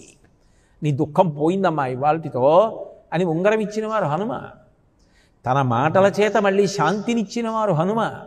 చనిపోదామనుకున్న తల్లికి బ్రతుకు మీద ఆశలు చిగురింపజేసిన వారు హనుమ. కాబట్టి ఎవరు నీ సంతోషానికి కారణం? ఎవరి యందు తేజస్సు, ధైర్యము, కీర్తి, నేర్పు, సామర్థ్యము, వినయము, నీతి, పౌరుషము, పరాక్రమము, బుద్ధి ఇన్ని ఉన్నాయో వారికి అన్నాడు. వెంటనే హనుమకి ఇచ్చేసింది ఆవిడ. హనుమ దాన్ని ఏదో పళ్ళతో కొరికారది కాదు, చక్కగా మెళ్ళో వేసుకొని తెల్లటి మేఘం ఒక పర్వతం మీదకి వస్తే ఎలా ఉంటుందో అట్లా ముత్యాల దండ వేసుకొని ప్రకాశించారు అని వాల్మీకి మహర్షి. అంటే రామచంద్రమూర్తి యొక్క సంతోషానికి, సీతమ్మ సంతోషానికి హనుమ కారణమని రామకథ ద్వారా తెలుస్తోంది. ఆ హనుమ నేను కాదు వెడుతున్నది, యథారాఘవ నిర్ముక్త శరస్వసన విక్రమ గచ్చేతద్గమిష్యామి లంకాం రావణ పాలితాం. రామచంద్రమూర్తి విడిచిపెట్టినటువంటి బాణంలో రాముని యొక్క శక్తి ప్రవేశించి వెళ్ళినట్లు లక్ష్యం మీద పడి లక్ష్యాన్ని ఛేదించినట్టు రామశక్తితో నేను వెడుతున్నానన్నారు. ఇప్పుడు రామశక్తితో హనుమ వెళ్ళి ఉపకారం చేశారా? నిజానికి హనుమకి ఉపకారం చేయడానికి శక్తి ఇచ్చిన వారు రాముడేనా? ఏది నిజం ఇందులో? అసలు మనం ఏం చెప్పాలి అప్పుడు? ఎవరికి అనుగ్రహ ప్రదాత? నిజానికి ఎవరిని పట్టుకుంటే ఎవరు దొరుకుతున్నట్టు లెక్క. ఇప్పుడు మీరు బాగా ఆలోచిస్తే మీకు ఒక విషయం అర్థమవుతుంది. రాముడు ఎవరికి దొరుకుతాడంటే భగవంతుడు ప్రతి వారికి ఏదో ఒక సమర్థతనిస్తాడు, ఏదో ఒక చిన్న సమర్థతనైనా ఇస్తాడు. తడబాటు లేకుండా, అహంకారం లేకుండా తనకిచ్చిన సమర్థతని భగవంతుడి కోసం వినియోగించడానికి అవకాశం వచ్చినప్పుడు పరుగులు తీసి ఇది నా అదృష్టం, ఇది నేను చెయ్యగలగడం నా భాగ్యం, ఇది నా గొప్ప కాదు అని రెండు చేతులు జోడించి నిలబడిపోయిన వాడు ఎక్కడ ఉంటాడో అక్కడ రామానుగ్రహం ఉంటుంది. హనుమ తనంత తానంత శక్తివంతుడే, అందుకే పుట్టగానే సూర్యమండలానికి వెళ్ళారు, అంత బుద్ధిమంతుడే. కానీ రామానుగ్రహం ఎందుకుంది హనుమకి? ఇంత గొప్పవారు నేను ఇంత గొప్పవాణ్ణని ఎప్పుడూ అనరు. ఎప్పుడూ ఏమంటారు? ఆ రామచంద్రమూర్తి కారణం, ఆయన అనుగ్రహం లేకపోతే నేనేం చేస్తానంటాడు. ఆయన అది ద్వారం దగ్గర ఉండడం అన్న మాటకు అర్థం. నువ్వు హనుమలా బ్రతకడం నేర్చుకో. ఉన్నదా తక్కువ, ఏమంత జగద్విఖ్యాతి వహించవలసినంత విభూతులు ఏం లేవు నా బోటిగాడి దగ్గర, అంతంత గొప్ప శక్తులు నాకేం లేవు. కానీ ఉండకూడని అహంకారం మాత్రం ఉంది. ఇప్పుడు రామదర్శనం ఎలా? అసలు ముందు ఆ ద్వారం బయట నుంచి ఉన్న ఆయన అనుగ్రహం ఎందుకు కలుగుతుంది? ఆయనకి రామానుగ్రహం ఎందుకు కలిగింది? ఎన్ని శక్తులు ఇవన్నీ ఉన్నాయని చెప్పి రామాయణంలోనే ఉందా? ఇవన్నీ ఉన్నవారికి ఇమ్మంటే సీతమ్మ ఇచ్చింది. ఇన్ని ఉన్నవారు, ఇన్ని చేసిన వారు నేను చెయ్యలేదు రామానుగ్రహంతో చేశానంటున్నారు. అలా వినయంతో అన్నారు కాబట్టి రామానుగ్రహం కలిగింది. ఇప్పుడు ఆయన అనుగ్రహం నీకు కలగాలంటే నీకేదుందో అది చేయడానికి అంత ఉత్సాహంతో చెయ్యి. నా అంత వాణ్ణి నేనని చేయకు. ఇలా చేయగలగడం నా భాగ్యం, పెట్టి పుట్టాను, కలిగింది ఈ అదృష్టం, సేవించుకోగలుగుతున్నాను, సేవ చేయగలుగుతున్నాను, ఇది మహద్భాగ్యం. కోట్ల మందికి దక్కంది, నాకు దక్కింది ఈ అదృష్టం. ఈ అదృష్టం నాకెప్పటికీ ఇలాగే మిగిలిపోవాలని కోరుకో. హనుమ కోరింది అదే రాముణ్ణి. నీ బలం గొప్పది అని నువ్వు అనకుండా ఇది ఆయన ఇచ్చినదే, ఆయనకి నైవేద్యం పెడుతున్నానన్న భావనతో వినయంతో నువ్వు ఉంటే ద్వారం దగ్గర ఉన్న హనుమ అనుగ్రహం నీకు కలిగింది. అది కలగగానే రామదర్శనం అయింది. ఇది నీకు కలగలేదు. నీకేది ఉన్నా అది నాకే ఉందని, అది నేనే చేయగలనని, అది ఎందుకు చెయ్యాలని, అప్పుడు ఇంకా అసలు దారం దగ్గరున్న ఆయన అనుగ్రహం ఎందుకు కలుగుతుంది? ఆయన ఏది పొందితే రామానుగ్రహం కలిగిందో అది నీకు లేదుగా. అది నీకు లేకుండా రామానుగ్రహం ఎలా? అంటే ముందు ద్వారం దగ్గరే నిలబడి ఆయన అనుగ్రహాన్ని పొందారంటే, స్వామి వీళ్ళని చూడండి అంటే చూస్తున్నారు. ఎందుకు చూస్తున్నారు? అంత వినయం. తన బలం అని ఇప్పుడు అందరూ. నీకు కూడా అటువంటి సాధనలో సంస్కారం వచ్చిందా? నీకేదుందో అది అస్తమానం నాకుంది, నేను ఇంత గొప్పవాణ్ణి, నేను ఇలా చేయగలను అలా చేయగలను అని అనకుండా ఇలా చేసుకోగలగడన్న అదృష్టం. ఈశ్వరుడు నాకు ఇటువంటి అదృష్టాన్ని కల్పించాడు. ప్రతిరోజు ఈ సేవ చేసుకోగలుగుతున్నాను. ఇది కోట్ల మందికి దక్కలేదు. కొన్ని కోట్ల మంది సక్రమంగా కాలాన్ని వినియోగించుకోవడానికి అవకాశం దొరకక ఆర్తితో ఉంటే తరించిపోవడానికి కావలసిన అవకాశాన్ని ఈశ్వరుడు నాకు కల్పించాడు. నేను చేయకపోతే ఆయనకు వచ్చిన నష్టం లేదు, చేసి నేను ధన్యుణ్ణవుతున్నాను. ఈ అవకాశం ఇచ్చావే, ఇది ఎప్పటికీ ఇలాగే ఉంచు, నాకు చాలు అని నీ శక్తిని వినయంతో నువ్వు పెట్టగలిగితే అది హనుమానుగ్రహానికి కారణం అవుతుంది. ఆయన లాంటి వాడి మీద ఆయనకి ప్రీతి. ఇప్పుడు ఆయన లాంటి వాడెవరో ఆయన మీద రాముడికి ప్రీతి.